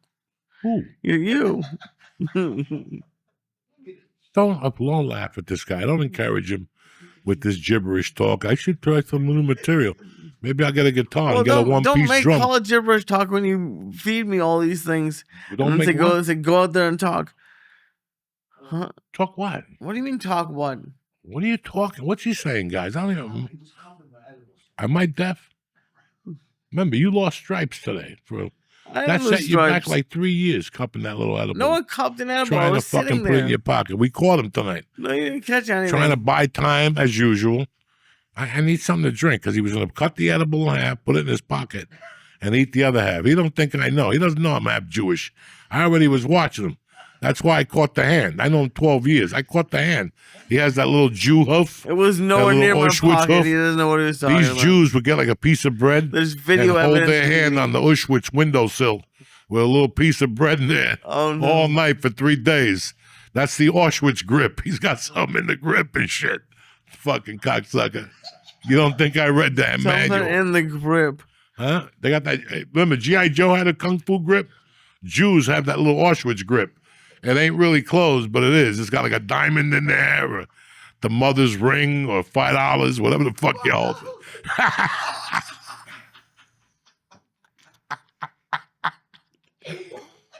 It's funny. It pays. Anyway, guys, I'm at the motherfucking Comedy Dojo on, I think, the 13th. It's a Thursday night. And then we're doing another comedy Bucket Chaos on the 28th of August. And then you have to go on your own for Labor Day because I got nothing going on Labor Day. But then we turn up in Florida on the 6th of September at Fort Lauderdale at the motherfucking Hard Rock Cafe. We might just lose Lee down there that weekend. We just take them to that What's fucking, on with the cafe? take them to the ice island where they got the alligators around the island and just drop them off with a helicopter in the middle of that. What's that? And we got Park Casino on the 23rd of August, but that's sold out. And I do not want you to pay exuberant prices. We'll be back there in November, and we got other little gigs popping up. But yeah, that's it. Next Thursday night, the 13th at the Dojo, and then I'm doing another couple shows on the 20th and the 22nd, leading up to the 23rd at the Parks Casino, and then we got motherfucking Fort Lauderdale. I'm excited for these shows, and after that, we'll let you know what's coming up for the winter time. That's it, and that's all. Anything you want to say, cocksucker? Yeah, next weekend I'm going to be in Oxford, Mississippi, and then in Memphis, Tennessee. Friday and luck. Saturday. Good luck. Oxford and Memphis. He just told me about this bad news tonight. Poor little Jewish guy. They have to send the mafia down there looking for him like they did in 51. Remember when they had the son, Gene Testa, whatever his name, Gene Scarpa, whatever? Scarpa went down. They had to kill 3 fucking white cops because they killed 2 black kids and a white kid. Well, I don't know. That was on Godfather of Harlem. They changed the facts to, you know what I'm saying? So who the fuck knows? Anyway, I love you guys. Have a great week. Thank you for having us in your prayers. We have you in ours. Well, I don't pray. We're fucking prayers. I don't even know how to say that. Stay black, cocksuckers. Uncle Joey loves you. What's happening, you bad motherfuckers? Uncle Joey here with my main man, Lee Sayat. It's December 24th, Christmas Eve. We want to chit-chat with you guys for a second before we start the podcast. It was a great weekend. If you came out to Uncle Vinny's last Tuesday, fucking phenomenal show. Thank you for supporting. What's up with you, Cocklicker? I had a great weekend at Mohegan, buddy. Good to see you. Nice? Oh yeah, I love Mohegan. Did you eat the mushrooms? Oh, did I eat the mushrooms? Dude, you walk around with mushrooms like they're Tic Tacs. I don't really. I'm 61. I got nothing to lose. The psychological is done, right? People are using mushrooms to treat fucking disorders. So I'm fucked up. So when you're fucked up, you got to go to the source. I'm going to sit with some fucking chick. So tell me about your childhood. That's not going to do nothing for me. No? No. Therapy never helped me. Therapy is fucking nonsense for Uncle Joey. It's too deep. The pain and the fucking trauma is too deep. It's just mushrooms now. Just mushrooms. You start with a gram a day, and once you don't see something, it's like smoking a cigarette. It's like smoking pot with no THC. How long can you do it until you go, why am I eating this? And then one day I came home and I go, let's really test the psychological effects of these mushrooms. And I started weighing them, and I kept going up and up and up, and here we are today. I love it. Yeah, that's it. And what do you got planned for Christmas? Christmas, I'm going to go to Texas. I'm going to see my mom, and my brother has 2 kids, which is fucking crazy. And then I'm going to be in Houston with Josh this weekend. All right, I just got advice for you. Okay. When you go to Houston, Texas, Yeah? go there knowing that you're going on a diet on the 1st. Oh, dude, you've been talking about Houston for years. Number 1 place in the country where people go out to dinner every night. Number 1 place. Hands fucking down. Restaurants are packed because the average price is like $48 for a family to eat. They got all the Mexican restaurants. You got the Greek restaurants. You got Auntie Chang's Dumpling Palace. You got what's the place we used to go to in Austin with the fucking crab seafood salad? With the Papacitos? Papados? Papados. You got Papados, which I heard went down. No. Pandemic. That's what I heard. Motherfucker. Papados has a fucking gumbo, and you could see people's fingernails from Katrina, like they were holding on to the wall. That's when you know you're getting strong. Those little, whatever type of fingernails. I don't want to. What do you recommend for Texas that I get? Because I've never Fucking queso. Okay. You know, you'll ask at the club. Chewy's and the other places, they're very popularized. So you don't want to hang out there. I mean, Chewy's is fucking great. But they'll have a new one. Okay. If you want to have a cocktail, you go to the taco places after 2, and they serve you, and they just give you a coffee cup. So you're there till 5, eating fucking burritos, getting fucked up to the gills. Holy shit! I've been excited to try kolaches. And go to I've never tried one. I've been saving a kolache. A kolache is a redneck calzone. All right, that's how you have to look at it. A kolache is a redneck calzone, and it's basically a hot dog, and it's wrapped in something. I don't know. I thought it was like a donut, kind of. Like a donut with a... Not a donut. It's a stick. Like it looks like a little dick. Like a little Filipino dick. Like it's...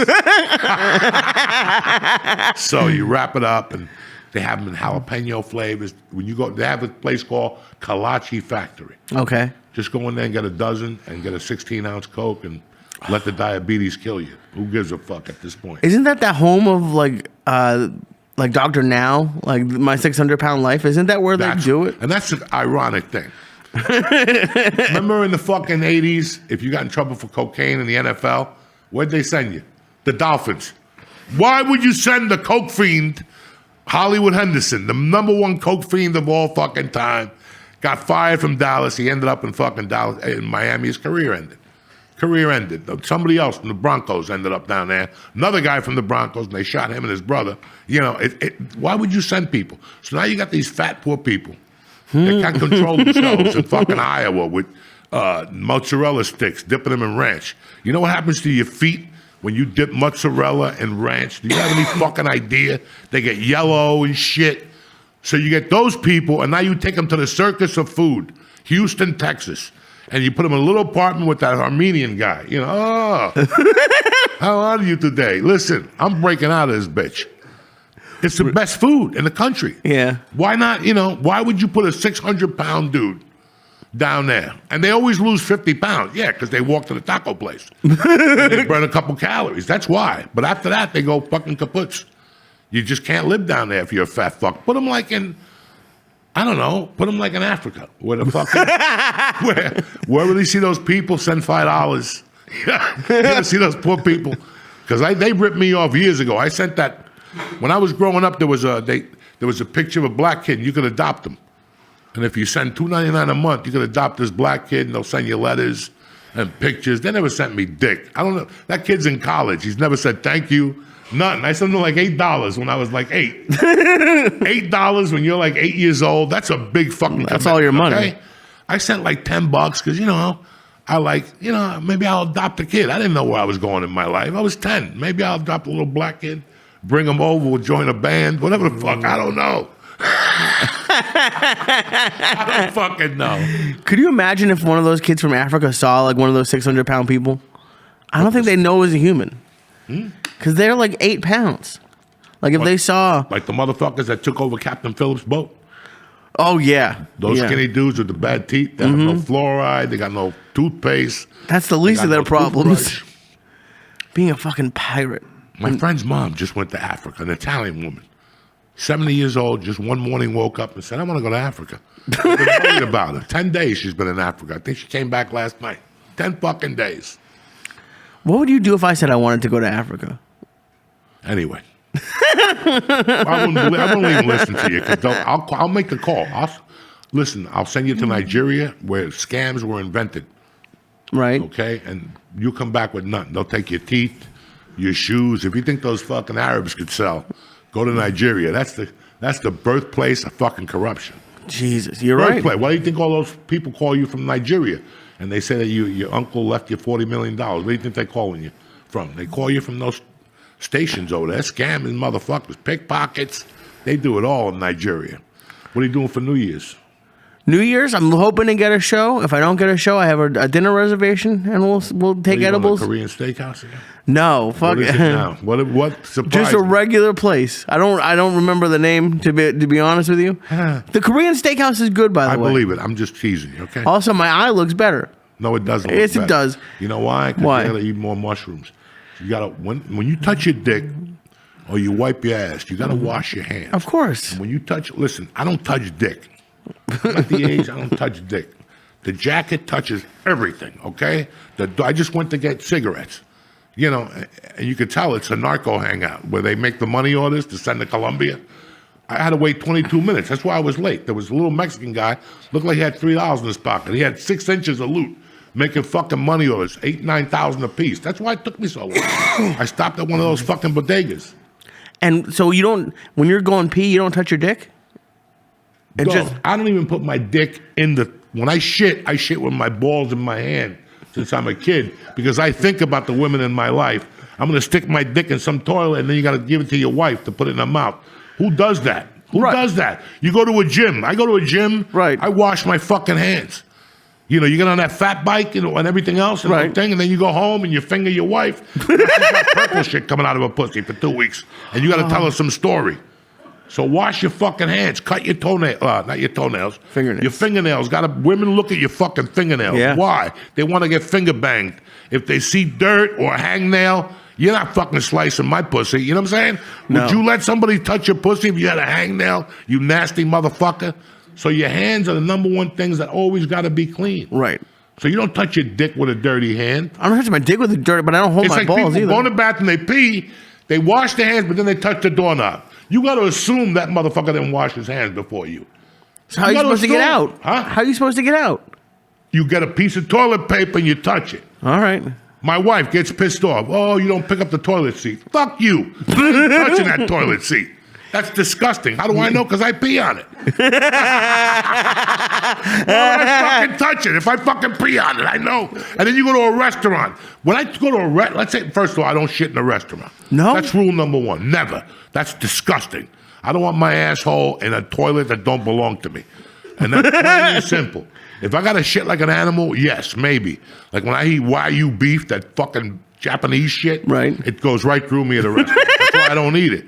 White Castle goes right through you. You're bleeding 20 minutes later from your ass. You know. So, what was the question? But you're telling me why you don't shit at home. You only shit at home. But when you go to a restaurant. You ever go on the road? Here's a good one. You ever go on the fucking road? Right. You shit moderately all weekend. Like when you're away for like 4 or 5 days, you shit. But it's not the usual, you know, it's not that shit. Are you making that noise when you shit? No. As soon as you walk in your house and you lay your suitcase down. That's fair. All of a sudden you get that little itch, and it's a 22-incher. Why? Because even your asshole knows. The asshole has a compass. Mm-hmm. You know that, right? I didn't know that. You ever get caught on a light when you got to take a shit? I shit my pants a couple months ago. Right or wrong? Yeah. You're about to shit and you're holding it, all of a sudden you're like, stay green.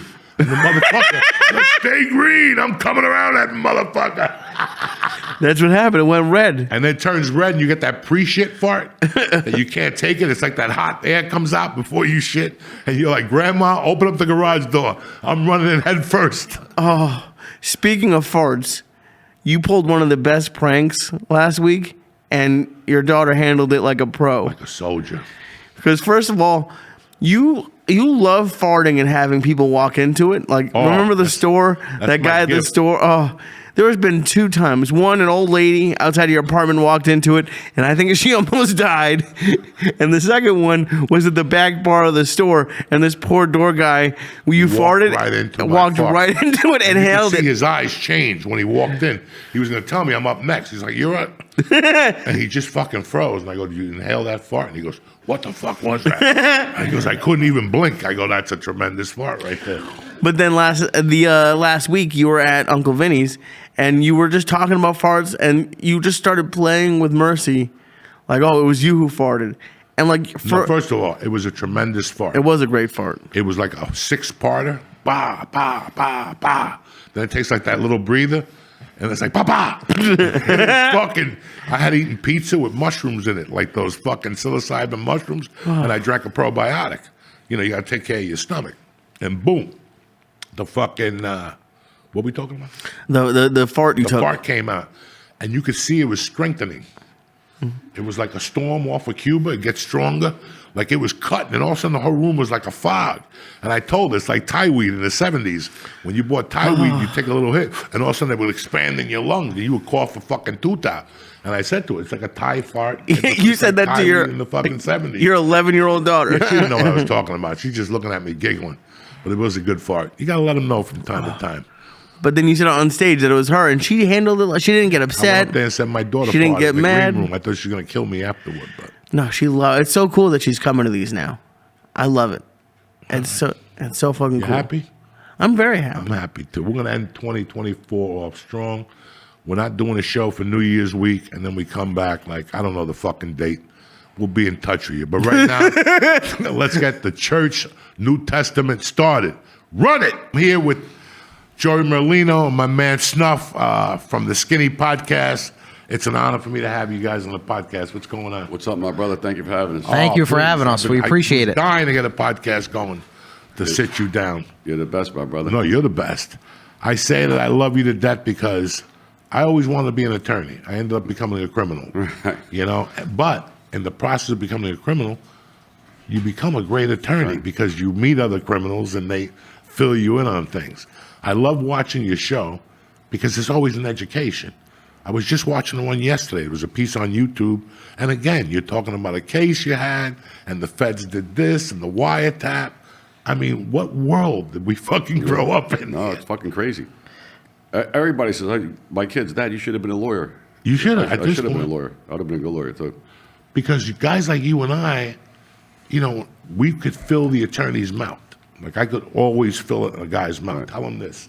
Ask him this. Because we've been there. We know where we hit it. You know, we know all the questions. So I always thought about becoming a paralegal for years. Even now I do comedy just to do it for 2 years. It's interesting. Just to sit with a bunch of fucking dudes that are like all Harvard out and you're like, shut the fuck up. This is the way we're doing this, okay? Maybe we'll open a law firm, me and you.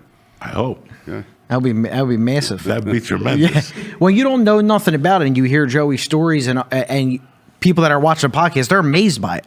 Like they can't believe how crazy the government are, or even the corruption that goes along with it. It's crazy. That's the most common. They all want to hear them stories. Well, look what they did to Trump.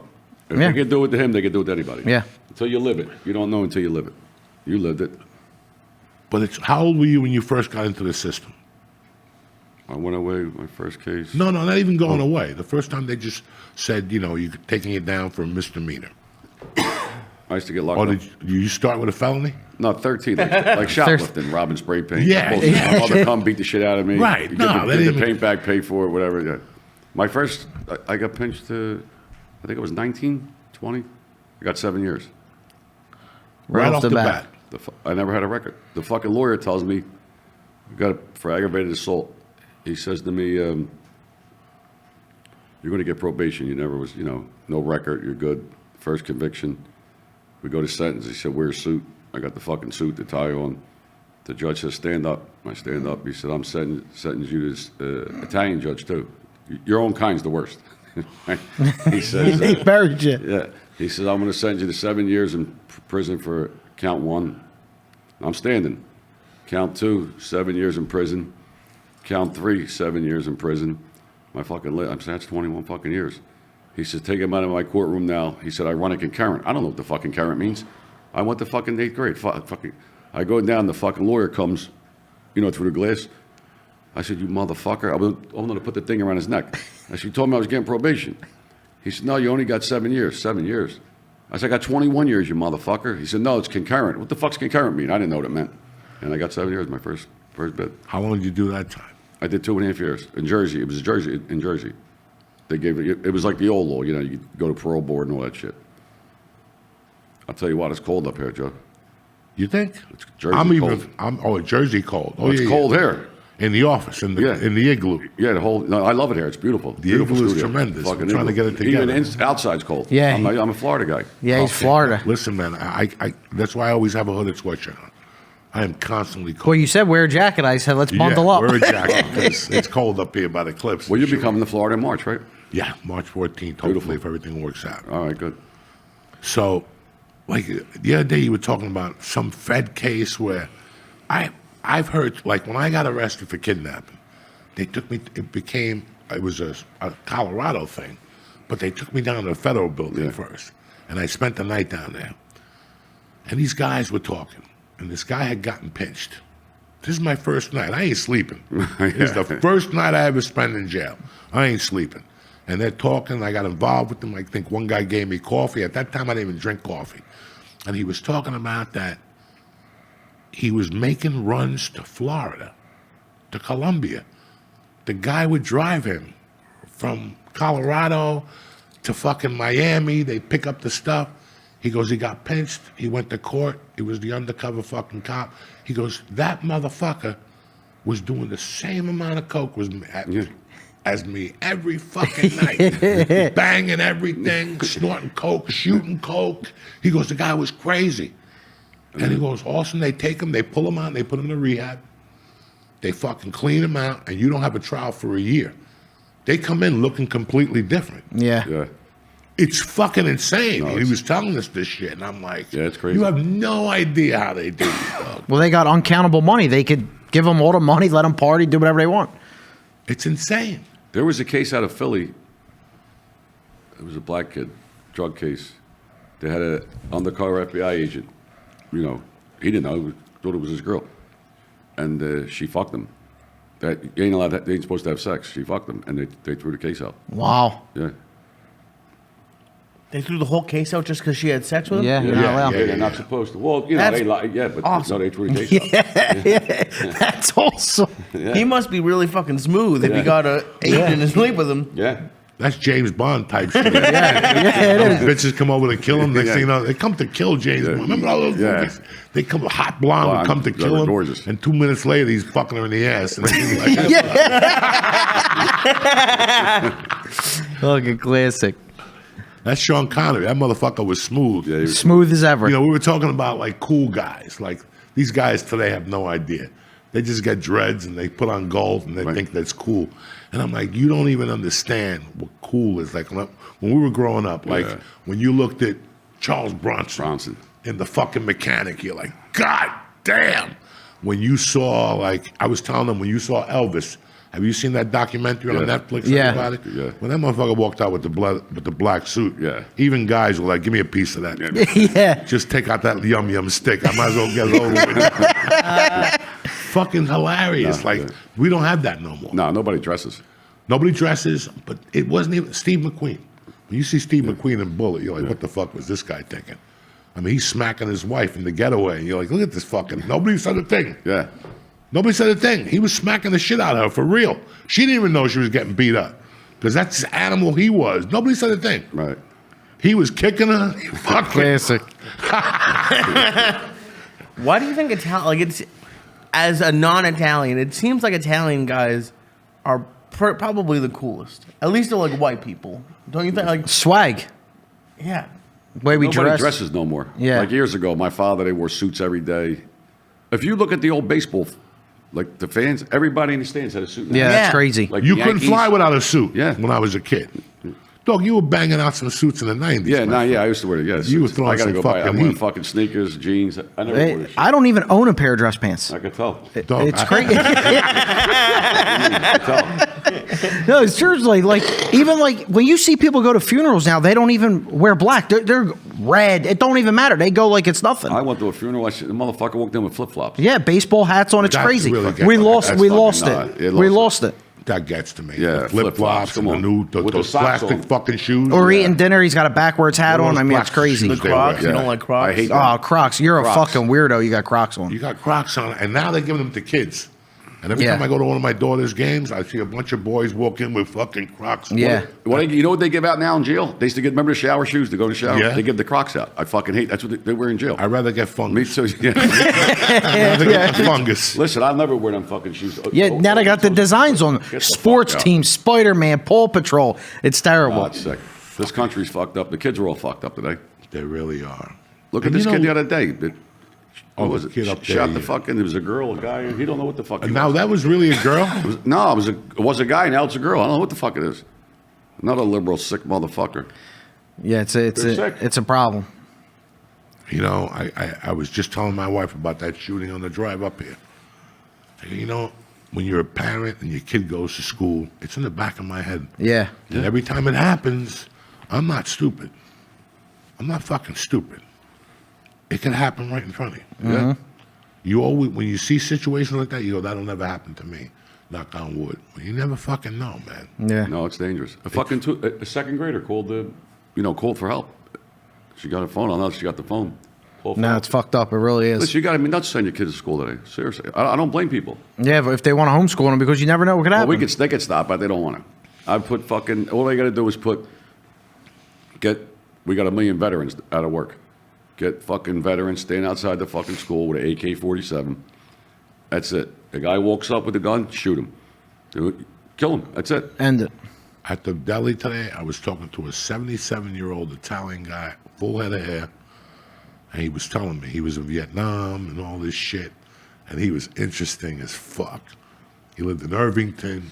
He told me that 3 years ago, some guy went to carjack him, and he had one of the Vietnam knives, and the guy ran like a little fucking faggot. Yeah. Oh my God, I was dying. That's and great. women are looking at him because he's out there. You know, he's 70-fucking-7, whatever.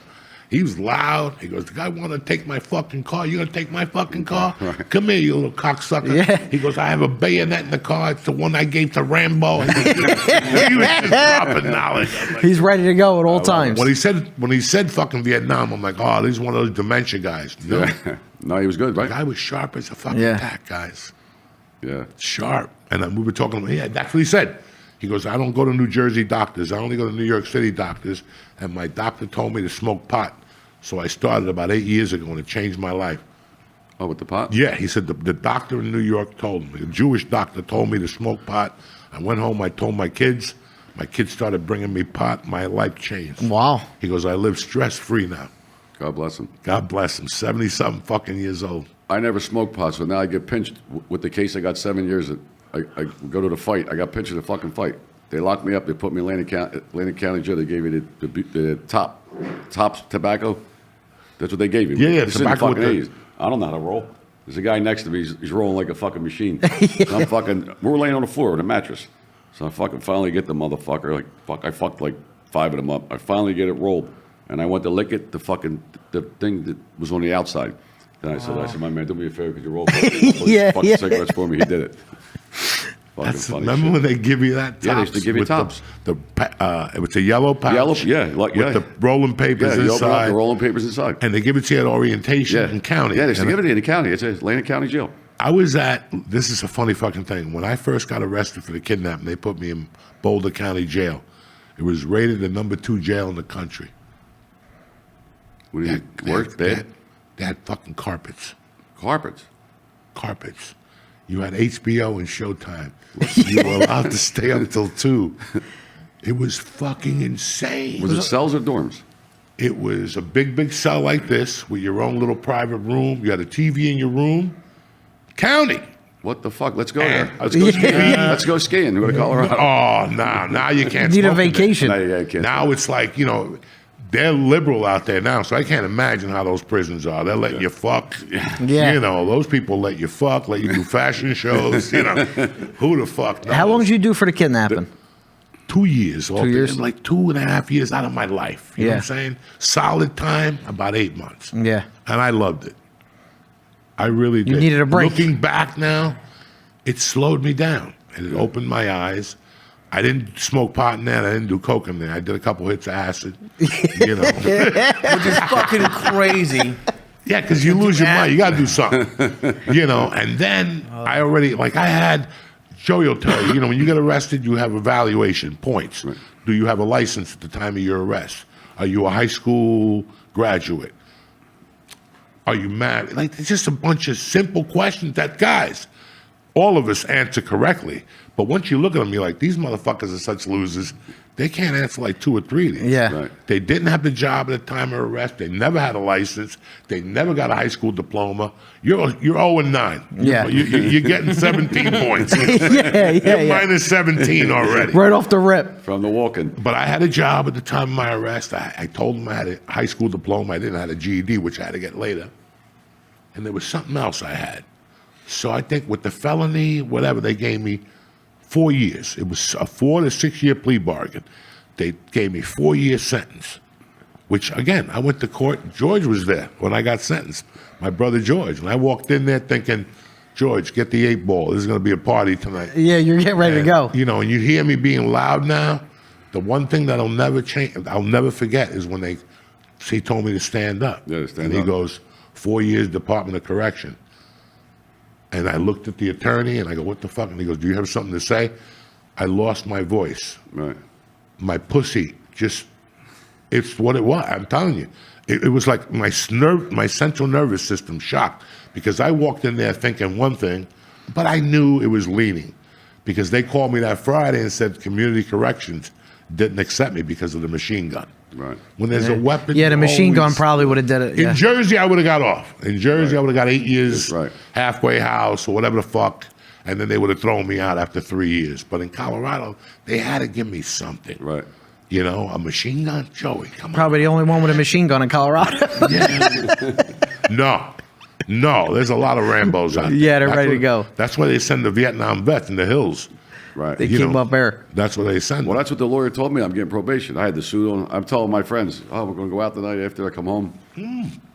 Go to a wanna saloon. celebrate? Yeah. Motherfucker, put the handcuffs on me, drug me right out of the courtroom. Did you get probation when you got out in a couple years, in 4 years? Yeah, I had probation. I heard that's worse than Parole. being in jail. Parole, probation, parole, yeah. Isn't it? Is it harder? It's a fucking, the state, not bad. The feds, the worst. Every time I was on federal parole, I got violated fucking 10 times. You're not allowed to talk to a felon. So me and you could be in a cell for 10 years together. We come home, you're on supervised release, they call it. I'm on supervised release. I see you in a restaurant. I just got away. I can't say hello to you. How you doing? How's That's your family? crazy. How's your kids? Association, they call it. No, I know. Fuck out of association. Association That's the with tools. no- It's a revolving door. I mean, how could you be in a cell with somebody for 10 years and see them out with their You're not allowed family and to you talk to can't them. say nothing? I mean, that's ridiculous. Now you got to report it to the parole guy. You can't travel. Yeah. I couldn't leave the state. I couldn't leave the Eastern District of Pennsylvania. I don't even know where the fuck it's at. Where the fuck's the Eastern District of Pennsylvania? He gave me a map with a magic marker around. Yeah. Like here. I said, I don't know where the fuck it's Yeah, at. I'm just going to stay here. Then another time, when I got shot, my friend Michael died, and the cemetery was in Jersey, so I was on supervised release.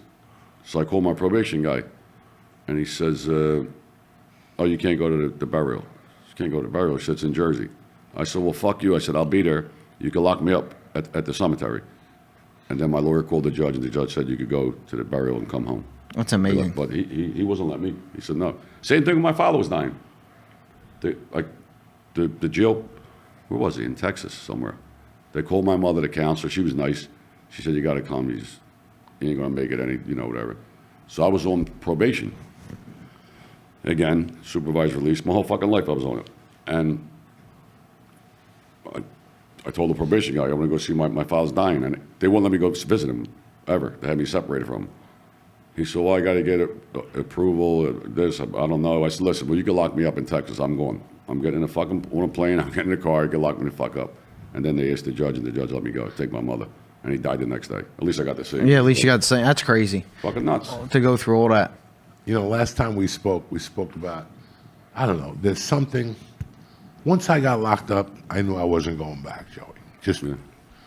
and I had it nice. There was a Chinese restaurant, because then they put you at a prison camp. A prison camp for a guy like us is like, you're putting us back in the mix. It's like warm up to get out. Yeah. They're warming you up. Because as soon as I got to that camp, everything was cool. I almost burnt down the jail. They fucking put me in the stock room, and they go, you know, stay out there, don't touch nothing, blah, blah, blah. And that gave me some juice because I could hide people's steroids and all that shit. And syringes, you know, they want to hide the syringes from the dogs. And then I met this little chubby Italian dude. He had just done 20 years, and he used to make, you know, cheese, nachos at night. He had a fucking business. Yeah. In a fucking prison camp, man. Yeah. $2 for nachos, whatever.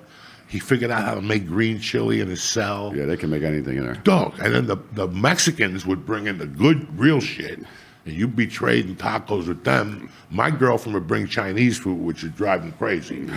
Bringing 20 egg rolls to the joint, you're the fucking king. Okay? Yeah. And and it's funny. Nobody's ever accused you of racism, correct? No. They can't. Yeah. Even if we say something racist about African Americans, they go, not that guy. Yeah. Not that guy. Because when I got locked up, my best friend was a fucking Crip.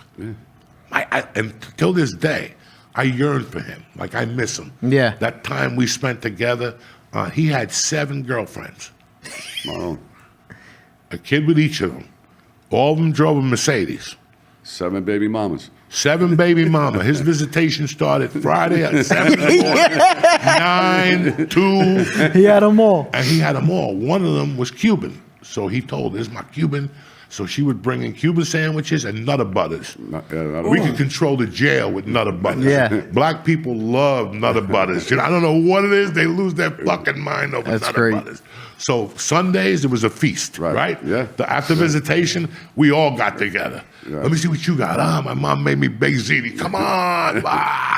You know, now you can't bring in food. No. The feds, you never get nothing. When I was in the state in Jersey back in the 80s, Yeah, you were allowed 50 pounds of food a month, and they could, 50? yeah, they would bring it in, you know, they go through, we had everything. We had fucking chicken Savoy from the Beaumont Tavern, fucking Chinese food. That's great. And we would put it like, it's each inmate.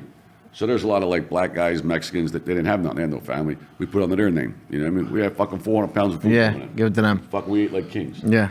They You used to know, have a hot pot. They had a little refrigerator. You know, it's back then. Now, forget. The feds, you can't get nothing. Nothing. Can't get underwear, sneakers. Everything comes from them. you know how many people reach out on the podcast and say that Joey gave them clothes in jail?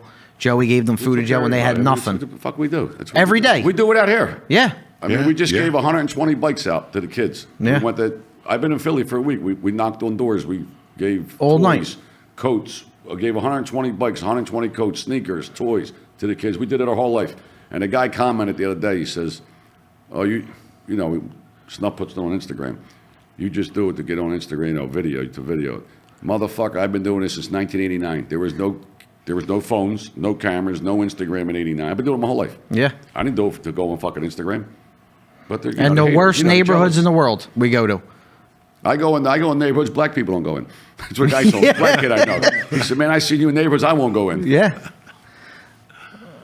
The giving back, that's something that we were instilled with as children. I Yeah. saw it. 100%. I saw it. I saw it.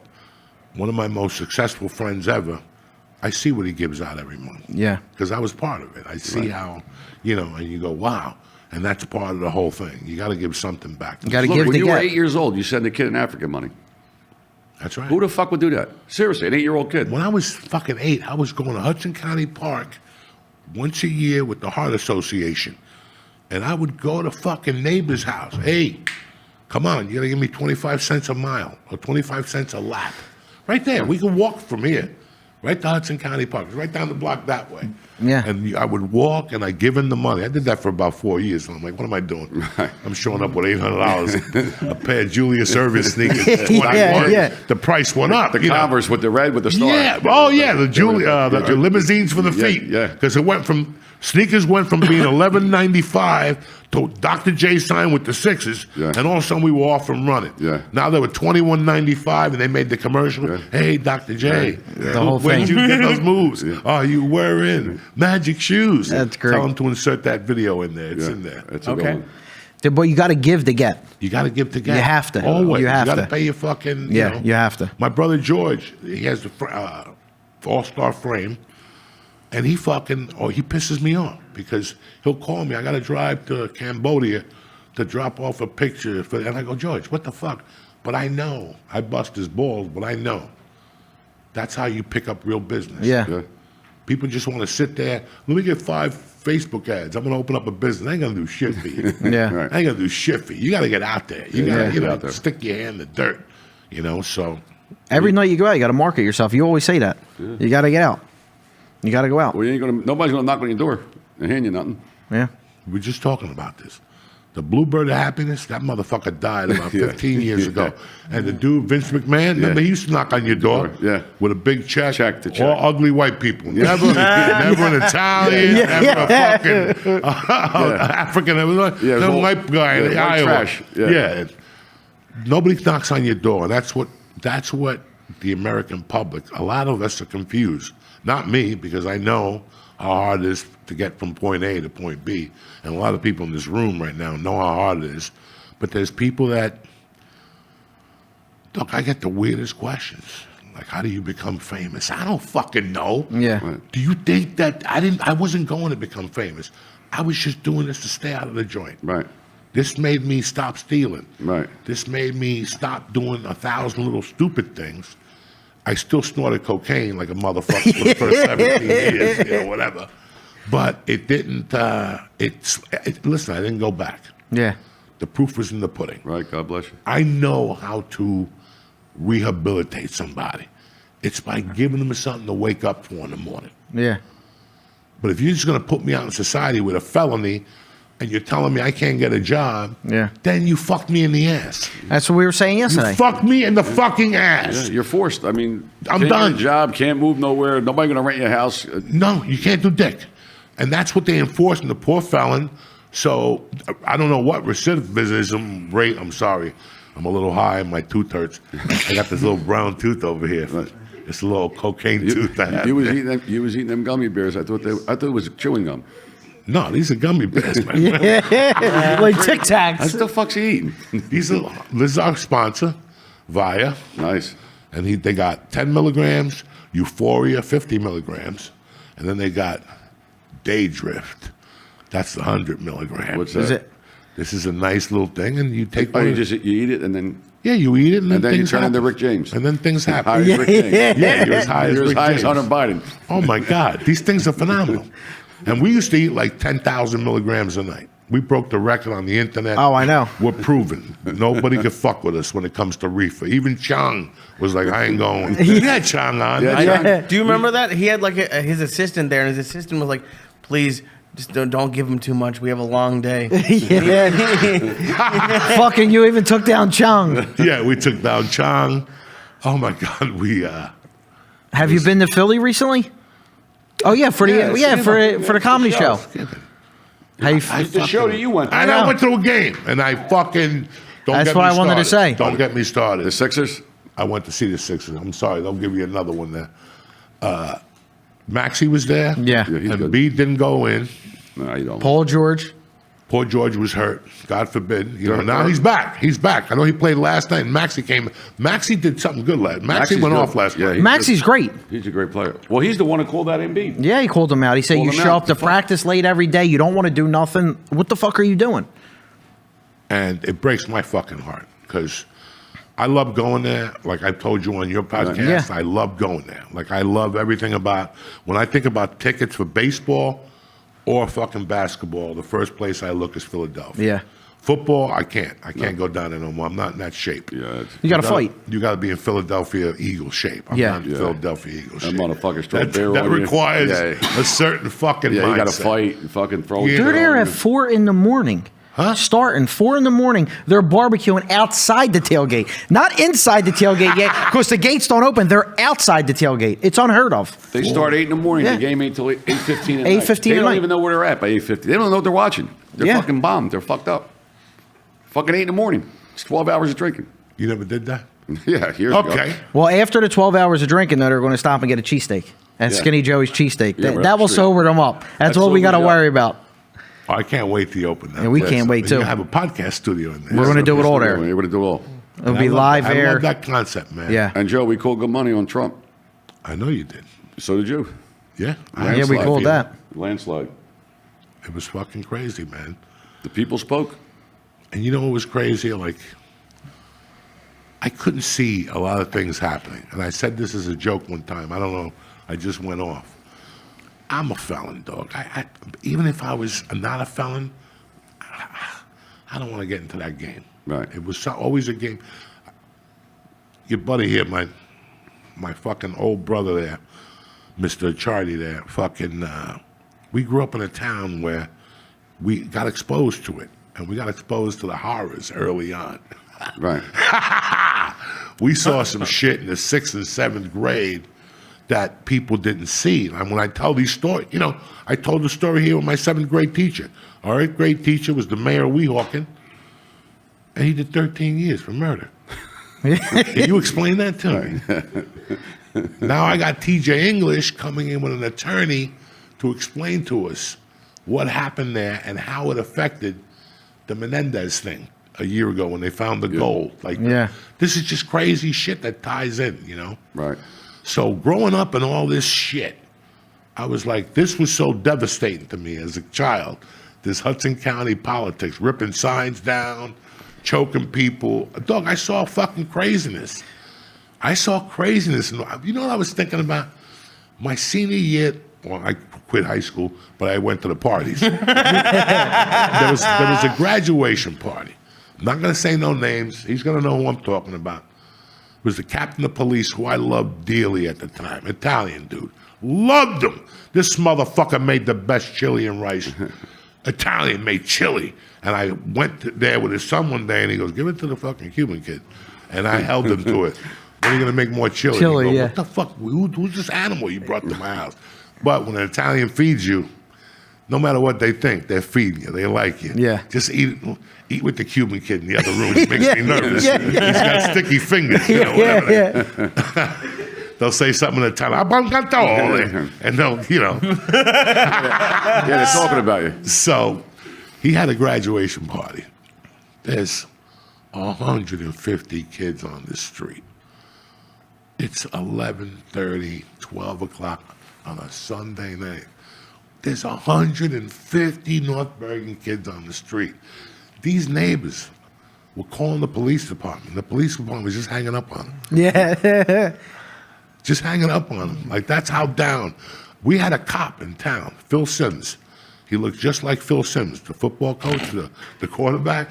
This guy, you love him because you disagree with him on something. What do you want to do, Joey? You know what? Fuck you. No, fuck you. How about I take my gun off and we go 3 minutes? Right. Dog, right on Kennedy Boulevard. He fight you Fight in 3 you. minutes.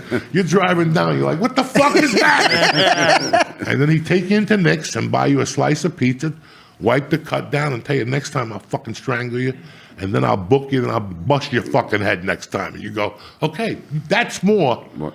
That gives a person more than anything. Yeah. You think about that cop. For people watching, they're going, what type of cop was that? Oh, my God. He gave me a beating. I turned out okay. Yeah. Fucking right. Yeah, the world's fucked up today. What did you get a beating for?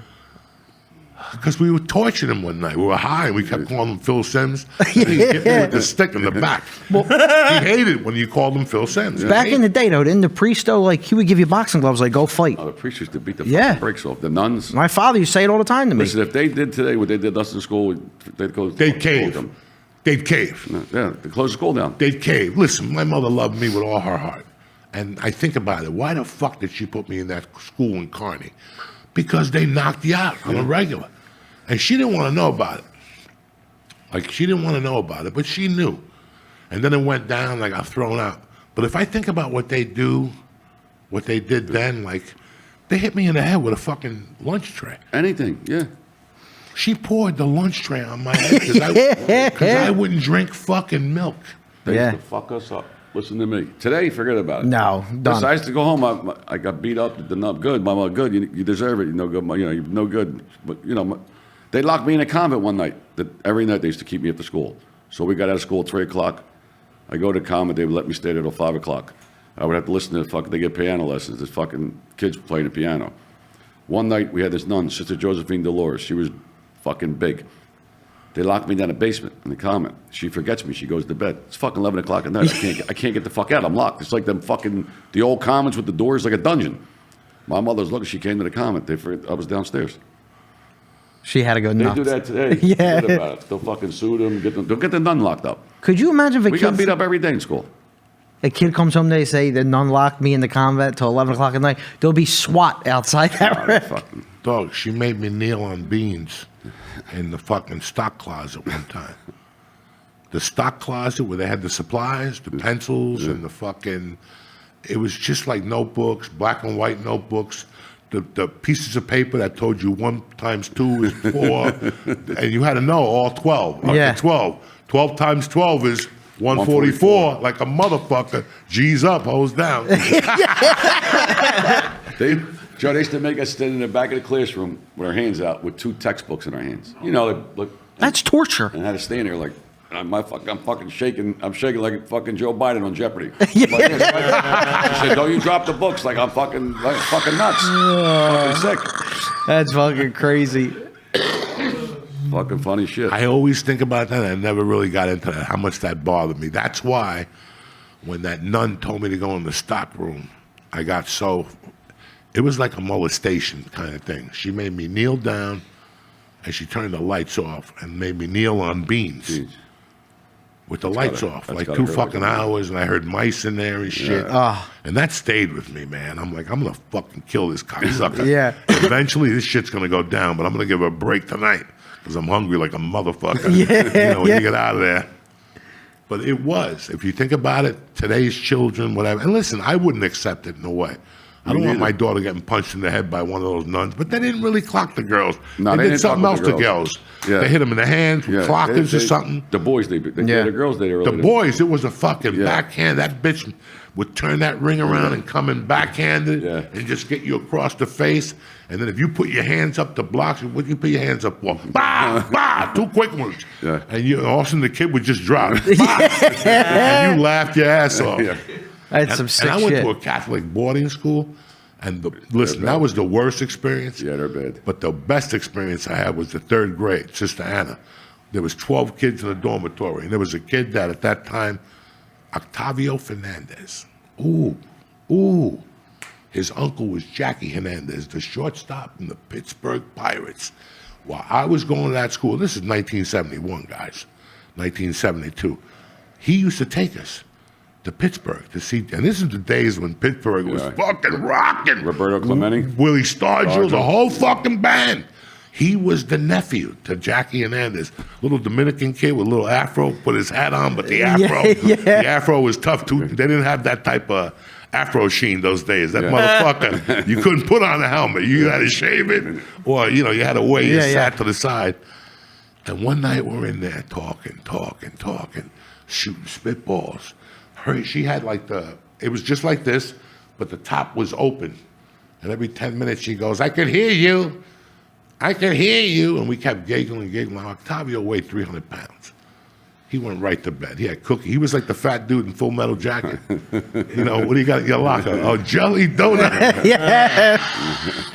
It was on the on that. I watched it again. Every time it's on, I watch the beginning until the hooker. What do you get for $10? Then the movie goes down the head. You know what I'm talking Which about? movie is that? What was that? Full Metal Jacket. Oh, Full Metal Jacket. Yeah. 2 movies in one. It's a great movie. It's what? I don't like the second part. No, That's you what he don't- said. 2 movies in 1. Yeah, I don't like once he becomes a writer. And Joe, you got to get him a shorter chair. I know, but he's okay. He keeps raising it. Listen, I give him edibles and he thinks he's in the carnival. He's just zooming around the air. He gets taller when he eats them. What's that? When He eats gets the edibles, taller. He gets taller. I wish. Oh my God, yes he does. If it made me taller, I'd take 8 million milligrams. I would do We whatever. were talking about something that I wanted to finish with. Hernandez, the kid. So they're throwing shit, and all of a sudden she gave another warning, and they're throwing shit, and she gave another warning, and all of a sudden she came out with a pointer, okay? And she started whacking all of us, bah, bah, bah. But Fernando, whatever his name was, Octavio, was big, and by the time she got to Octavio, she hit him, and the stick broke. Now, Octavio had been sleeping for 2 hours already. Yeah. Poor Octavio. He got hit so hard, the stick broke, and she got so mad that she kind of stabbed him with the stick. So we're like, oh, shit. And that Benny and the Jets was the song out. then. That was the hot song Right. right there. That's how old I am. Benny and the Jets are played every 20 minutes on WABC. I had the button. So if you bumped into them in New York City, they gave you 25 grand on the street. Yeah, I had like 1,000 bucks on me. I'd be walking all over Broadway with the little radio with the fucking one thing. And I'm over here on 44th Street. I run to 44th Street. My mom's like, enough. Yeah, it ain't Go happening. home. I forgot what we said. Oh, so we wake up the next morning. Octavio, the lights come on, and Octavio's got 2 sticks and splinters all over his fucking bed. And he gets up and he's like, what the fuck was this? We just busted. We're like, Octavio, Sister Anna beat the fuck out of you with that stick last night. And you didn't even wake up He was sleeping the whole time. the whole fucking time. And she did stab him. Yeah. Because he kept saying, I got a splinter in my back. 300 pounds. You know what's funny though? Did you ever? Now, back in our days in school, you never heard of a school shooting? A what? A school shooting. You ever hear one? No. Never. So I never heard it until now. Like last maybe 15 or whatever. Yeah. There was never school shootings. Very disturbing. Sick. I like going to school. Yeah, we had fun. We had some lunatics. Yeah, we just broke balls all You day. you had a couple fucking lunatics. We all did. You know. I failed handwriting in gym. My father beat the brakes off me. He said, "You don't know how to write. How the fuck you feel handwriting? You don't know how to write." How did you feel, Jim? I passed Jim. I didn't go. Yeah, that's how you feel. That'll do it. Yeah. I never went. You know how fucked up it is now when we're going to pick out these toys for the kids right now? There's no toys. Like a 10-year-old, they're like, oh, no, they really don't play with toys. Well, what do they play? iPad or iPhone. Nobody. What do you mean? They have to do There's no something. toys. What about a football or a basketball? Toys R Us ain't open no more. It's sick. FAA Schwartz, remember in New York, they closed. They opened back Apple up. Store now. There's a line. There was a line outside of that. It's down in Midtown now. But and they had to put Toys R Us inside of like Macy's. Yeah, I seen that. Yeah. I mean, come on, it's ridiculous. They don't even. There's not even toys. The world's fucked It's up. a different fucking world. Yeah. And with that, let's take a little breather because I want to talk to you and them afterward about what we're going to talk about here. And we're talking about DraftKings, all right? And these are the kings of picks right here. My man Snuff, he went like what, 2-22 last weekend? 1-23. No, I'm teasing. No. You know I love him to death. The last 4-1. 4-1. 4-1. The last time you had a winner, Ronald Reagan was in office. The last winner you had. We'll be right back. Been working with me for years. And speaking of DraftKings, Snuff himself is a little impresario on the sports betting world. Part of the Skinny. That's right. Part of the Patreon package is that. Yes. You give a couple picks out. These are elite picks. What I want from him is what's going to happen on Christmas Day. Christmas Day, we're going to go with a parlay, 2-team parlay. Yep. First game, we're going to go Steelers over Kansas City. Steelers are home, must-win game from them. And then we're going to go with Houston over Baltimore. Houston's home. They got to win. I love C.J. Stroud, and Baltimore does nothing for me. There's your 2 locks for Christmas You're going to Day. have a black Christmas. No, you won't. Santa's going to be stuffing them stockings for you. Make sure you bet on DraftKings. Oh, my God. No, What's going DraftKings on good. with you, my brother? Who do you like Christmas Day? Oh, God. Fuck are you talking about? I like Pittsburgh. I like Pittsburgh. I don't like the Texas game. I like Baltimore a little, but I like Pittsburgh. They got to win. And Kansas City, you don't know if Mahomes playing. Yeah, Mahomes might be. Yeah, we don't know if he's going to be in or out. Wentz is the They're backup. teasing you anyway. They're setting you up. Yeah. He'll come back for like the playoff and throw the ball that Kelsey catches. Yeah. Then he proposes to the Taylor blonde Swift, chick on that TV. motherfucker. I can't stand him. that's what's going to happen. Yeah. They're not going to have enough, though. He proposes to her on national TV with his little faggy fucking mustache. Yeah. Get the fuck out of It's here. the truth. It really is. It really is sad what they want to do, and it's not fair. The NFL wished her a happy birthday the other day. When the fuck did the NFL ever wish anybody a happy birthday? Never been done. They didn't wish Tom Brady happy birthday. He got fucking 10 Super Bowls. Yeah. They wish fucking Taylor Swift a happy birthday. Beside the court cases and just the funny shit you say, one of the things I admire about you the most is when you just go off on the rat of the month. Oh, yeah. It's December. I know you have some jingle and joy in your heart. Obviously, I know what you do. You fucking just donated. Who's the rat of the month this month? And take it easy on him. Just who's the rat of the month this month? We just did the kid, what was his name? Anthony Arlotta Last from week. Connecticut. We got to pick, we got some money. We're going to pick one out of the hat after the new year. I'll let you know. Oh, my God. What is going on even there? They don't want to go to jail. It's the bottom line. They try to justify it. I didn't put nobody in jail. You're fucking told. That's the bottom line.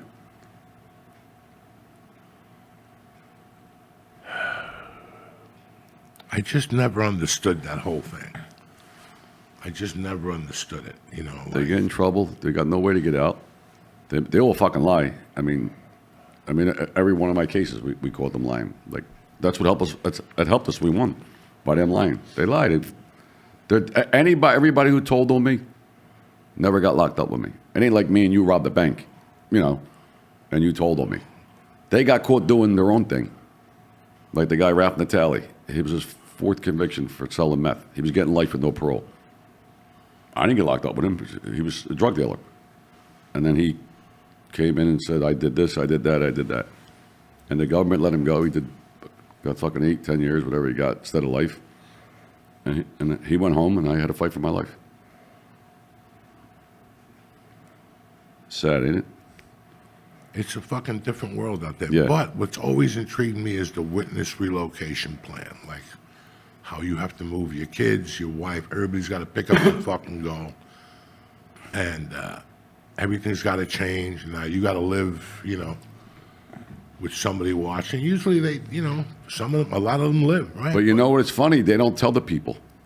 No, they don't tell you a lot. They don't tell the, like Sammy the Bull. He can move next door to you. You don't know. They tell you his name's fucking Vinny Vito. Oh, nice neighbor, Vinny. You don't know he's a fucking serial killer. You got a fucking serial killer next door to you. They don't tell the people. Yeah. Why don't they move them next to the FBI agents? Yeah, make them live next Let door to them them. let them be their neighbors. If you I know you wouldn't rat, but let's say you had some really good information. How much could you get from the government? Like, could you get them to put you in a mansion? Can you get Oh, they buy them houses. everything. Houses, they pay for them. The Everything. one guy was making how much a month, They Joe? gave a guy in my case $1 million in cash. He said, I got to be paid cash. Yeah. $1 million? My lawyer said, why'd to you put have him to be in paid jail. cash? He said, well, I didn't want to get a check in case I went to the bank. They knew it was from the government. They would know I was an informant. So they paid him $1 million cash to get him. My lawyer said, Previty, that fat motherfucker. My lawyer said, you pay taxes? He said, no, I didn't get around to it yet. You didn't get around to it yet. He said, well, I made a deal. He's got to pay, he got $1 million cash. He had to pay just a couple thousand a year. My lawyer figured it out. It'd take him 530 years to pay it back. My lawyer said to him, who's your accountant, Al Capone? I wish I could get that fucking deal. Ah, it's crazy. No, it's nuts. Most of them that go into witness protection program get thrown out. Yeah. They wind up committing more crimes and lying again and ratting on somebody else. Then they get thrown out. Look at Sammy the Bull. Yeah. He got 5 years, which he only did fucking 2 years, just to rat on John Gotti, lied about him, put him in jail. They gave him 5 years. He did about 2. He might have been in jail a year. He got relocated to Arizona, and him and his wife, his son, and his daughter opened an ecstasy ring, selling ecstasy. And he got and the state, Arizona, was smart because they knew the feds were going to come. They never told the feds about it because the feds would have tipped them off. Said, listen, just stop, shut down. The Arizona pinched him, and they fucking buried him. They gave him 20 years. I came home. I give out Christmas gifts to kids. This motherfucker's selling ecstasy to kids. I'm the bad guy. They Sick. love him. He got a TV show. He just got a TV deal, I think, right? Yeah, TV deal. It's a hell of a deal, guys. Yeah, like he got It's big sick. money. That's a hell of a deal. Antoine Fuqua, Yeah. and the guy from Boardwalk and The Sopranos. No, yeah, I'm He's sure. going to spin that book beautifully. It's fucking It's sickening. something that they need. It's sick. Listen, it's sickening, but right now something has to save the mob genre on television and film. Something really has to come along soon. I like the Stallone thing for like 3 Yeah, I like Stallone. Tulsa King. Tulsa King's great. He's good. But Yeah. we need something to represent pretty soon. He'll fuck it up though. He fucks up everything. Who, Sammy? Yeah, he's a piece of shit. No, but he's got serious people behind him. Got a serious station. Yeah. They You know should, what, all the man? money he makes, they should give to the kid he killed, the kid's family. Yeah. The Kaiser. He killed a 16-year-old innocent kid for nothing. Yeah, sick. And they slid it under the rug. He killed his brother-in-law too. Nice guy. You look at that was 30 years ago, and you look at what was going on then, and what's going on in today's world up there, and it was those guys were playing for keeps, and they were making a lot of fucking money, man, a lot of money. I used to work for a roofing company. I married a girl, her family had a roofing company, and after a while they started taking jobs in Colorado. They were from Colorado originally. And I asked them once, I go, you have the fucking, you could work in Jersey and New York, and you guys want to work here? And they're like, you see that dumpster? That dumpster in Colorado costs us $2,000 for the day. No, $200 for the day. If this was New York, it's $2,000 for the day. Yeah. He goes, it was impossible. No, it's hard, yeah. It was very impossible. Especially with the traffic, though. Like, you know what it costs to get that shit out of New York? Yeah. Like, listen, the gas fucking takes you fucking. We was there last week with the fucking. Yeah. We had to go fucking 8 blocks. It took us almost an hour to drive. The traffic, like. Yeah. 1.5 miles was like 40 I guess it's got to minutes. cost major money to build a building in New York. Like the concrete trucks. And the fuck, how are they going to get there? We'll stick New York, in- Philly, New York's yeah. the highest. We'll stick in Philly. Listen, we'll stick in dog, Philly. this is all going to change if gambling gets legalized in New York City. Yeah. Yeah. Okay, just remember that. That's all going to fucking go out the window. They're going to have. They're going to put it right by Hudson fucking yards. No, they're going to have gambling. Gambling's going to be legitimate, and they said in 5 years, and that except 2 states, Utah, the Mormons, and somewhere else. I don't know where the fuck it is. You could be able to go to like say you go to 7-Eleven, play lottery. You go in, give me the Eagles for $400. Yeah. And bet right there. Yeah. That's what it's 100%. gonna be. The stadiums you're going to be able to Yeah. bet right in there. That's it. Listen, the new crack is the parlays. See in Philly, the fucking lines around a corner. Yeah. Around the corner, everybody bets parlays. Girls, guys, grandmothers, wives, kids. Everybody. I was with my friend Wags. We were out with his son. We were in New York with the Mets game. We're eating dinner. He says, the kid, he's 13, Eddie, my nephew. He said, Dad, give me your Social Security number. He said, what the fuck you want my Social Security number? He said, I'm going to open a DraftKings account. My Social Security, you know, you got to be of age. On that side, Joe. They would've. Every kid's got one. Yeah, everybody. They all bet. Every kid bets. Every kid in They school, they college. put a casino right in the middle of our neighborhood to bankrupt all of Unless us. they're going to That's bankrupt what the whole they state. did. They're robbing houses to go gamble. Yeah. It's fucking sick. The casino, I could throw a fucking quarter at it. Listen, I don't know if any of you, yeah. I, by mistake, got into college. Did you? I hate when that happens. You know, on a CUOP program. You know, there's no Spanish people at the University of Colorado, Boulder. And we'll give you a Pell Grant, this and this and this. I'll never forget that when you go on the first day to orientation, you walk down, there's a bunch of tables, you know, and there's like, you know, talk to us about becoming a lawyer, talk to us. And then as you go deeper, it's come talk to us, sign this and get a 250 Discovery card. And they're all there. You get like a grand out of them, you know? You get Discover, Visa, and something else at that day, whatever. The one that you could eat at the restaurants. Remember there was a card in the 80s? Yeah, the 80s. It was just Diners Club. That's it. Yeah!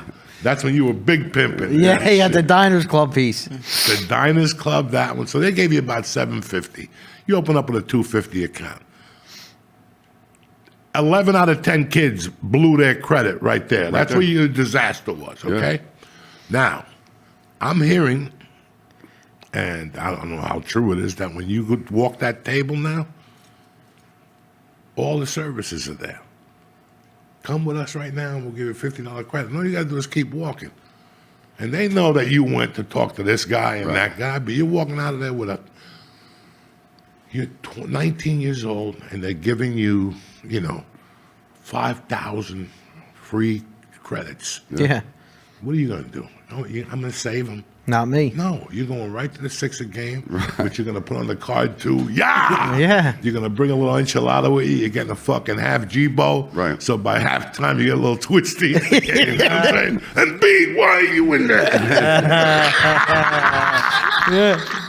Put him in there.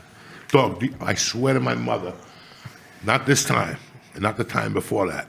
I wanted to tell you about this. I forgot when I came on your podcast. I went to a Sixer game. This is, and weirdness is growing. The one game, I took my daughter, and fucking, there was a black guy making out with a white guy.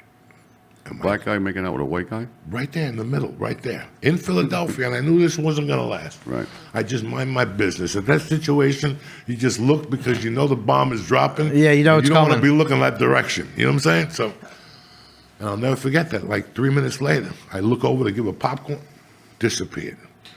Right, they were gone. Well, the one before that, I took my neighbor Luke. I took all the kids. Like there was 2 boys, my daughter, my wife, me. And that time, there was a live hooker working it. The courts. Oh, I've never seen that and I've went to thousands of events. You know, guys, how it is. She was a little Asian girl with fake tits. And she was tweaking, so she kept walking up and down, holding on to a blouse. The one tit was bouncing out. They took like 8 or 9 walks, and somebody came up to listen. You gotta go. There's a guy on the third floor that wants to talk to you. Watching you all night. They got a T-shirt for you. You know what I'm saying? They scored her out of there. I'm telling you, she was working it, and she was with some schmuck. Like They dressed and up like after they're going they to threw a her club. out. The schmuck walked up there. You know that wasn't his girlfriend. Right. Yeah. He went the other direction. He's like, "Woo." Thank God I got that mess off. They gave her like a gram of Coke. You could tell. She was like, she kept going up for a drink.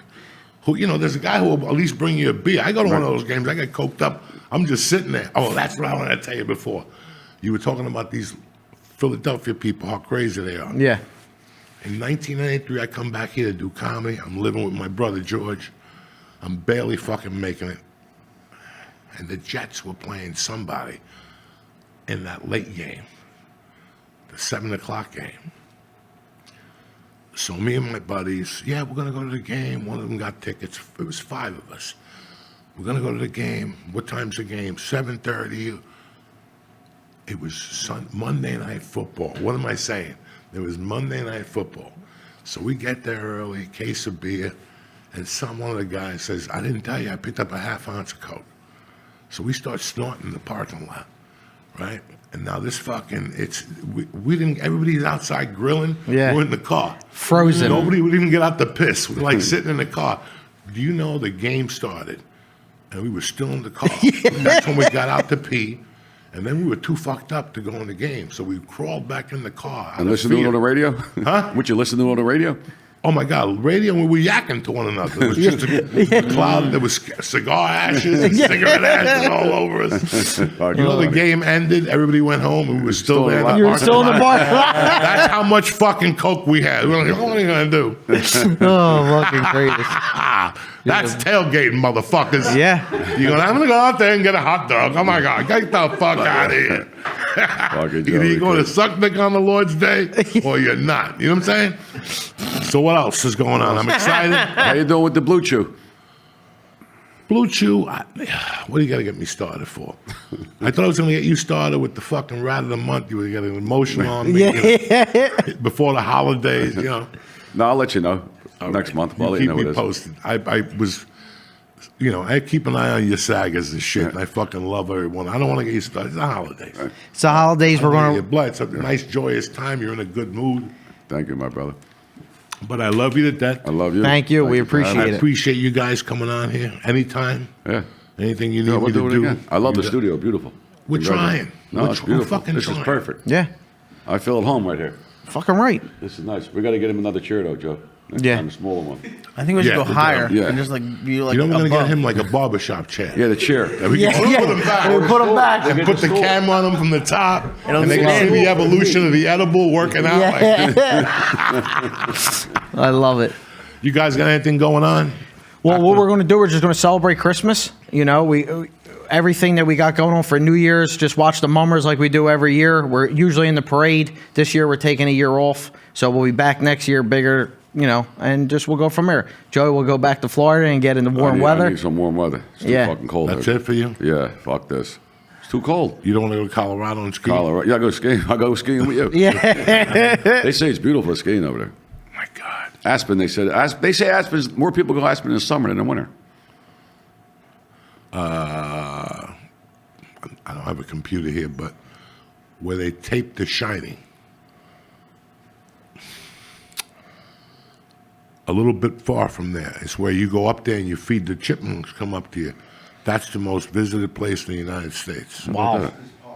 What is it? Estes Park, is it? Wow. Yeah. Colorado's the shit. I went up. That's why I did time. Yeah. Yeah. That's why I did time. The fucking county jail sounds nice. The rugs. Oh my God. They had fucking cable. Maybe I'll go there for New Year's. Yeah.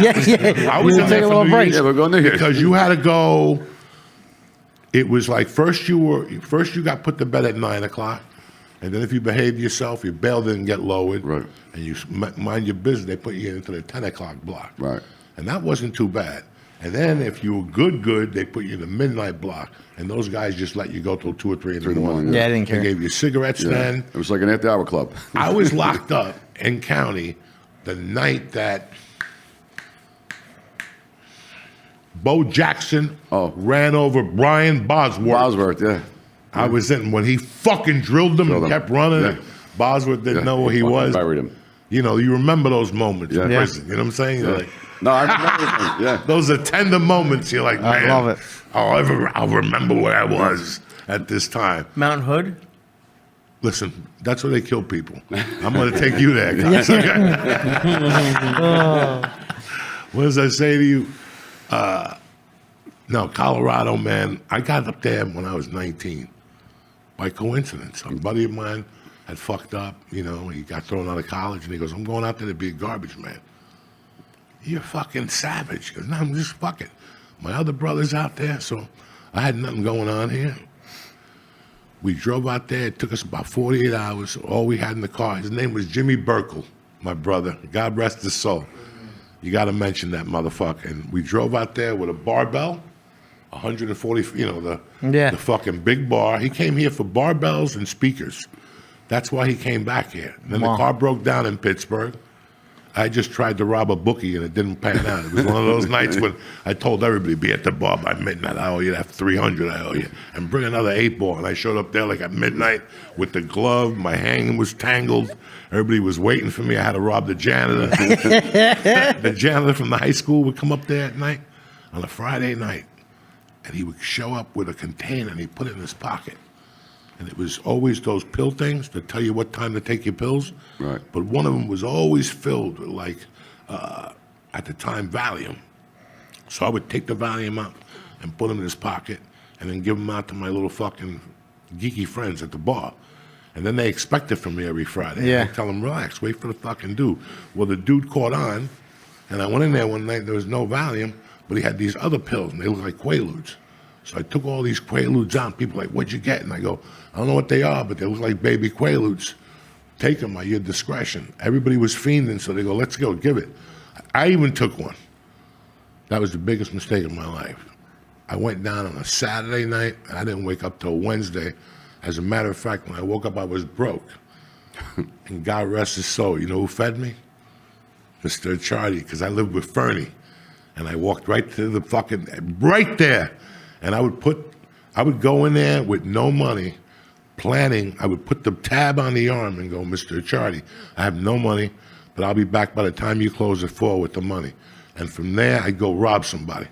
Because I knew I had to give Mr. Charlie his money, because if I fucked up, I wasn't eating breakfast on the arm. Yeah, that's It's it. not bad enough you wake up broke, but to wake up, at least have a breakfast, and then I could figure out what the day's going to look like. Yeah. What the fuck kind of pill they give you? What's that? What was the pill? You slept for 2 days. Epileptic pills. I didn't know. Listen to me. When I woke up, I was living with Fernie Basasudo, rest his soul.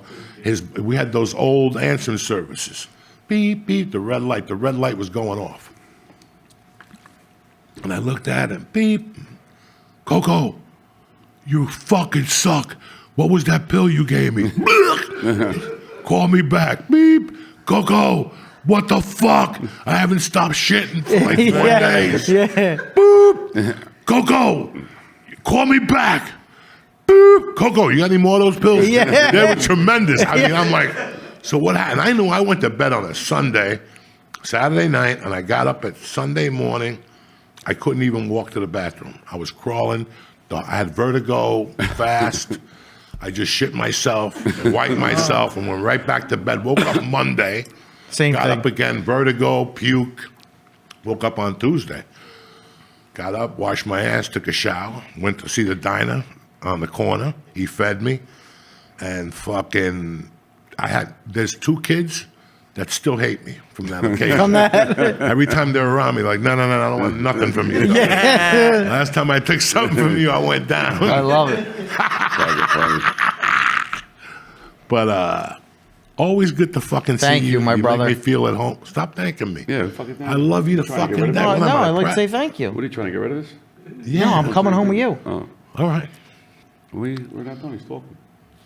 This guy's on my back You need me, 24/7. brother. do you If think you I need me deal for with? something, let me know, Me too. please. Same here, brother. I definitely want to go to grand opening. I'll try my hardest. Yeah, I'll give you a couple weeks ahead if you're Please, around. please. Yeah. I'd love to go down there. I'll bring, Oh, you got to bring him. That's my cuisine. yeah, we'll bring everybody. Yeah. They'll go crazy down there. Lee, I can't believe you've been sitting there. I've been watching you staring at that last calzone for the last 10 minutes. I put my thumb in it before the recording just to You know looked what at day. it. I'm telling. Look at Yeah, that he claimed last it. He calzone. claimed It's it. calling your name. Oh yeah, I know ate you, the last I can one in see that 3 little bites. piece of sweat beating on your head. Tremendous. It's 20 degrees in here, but I'm still sweating. My feet are freezing. Listen, from Yeah, a the little Church New Testament to you, to Mr. Merlino, to my man Snuff, Lee Sayat, the whole fucking crew here, Georgie, fucking Dr. Evil, Nicky Nick. Merry Christmas to you and your families. Happy New Year. You know, we're going to come back fucking even stronger. Like when you get herpes the first time and you get rid of it, the next time you get it, it's fucking the real deal. You show up like the Exorcist. Wow. Speak to me.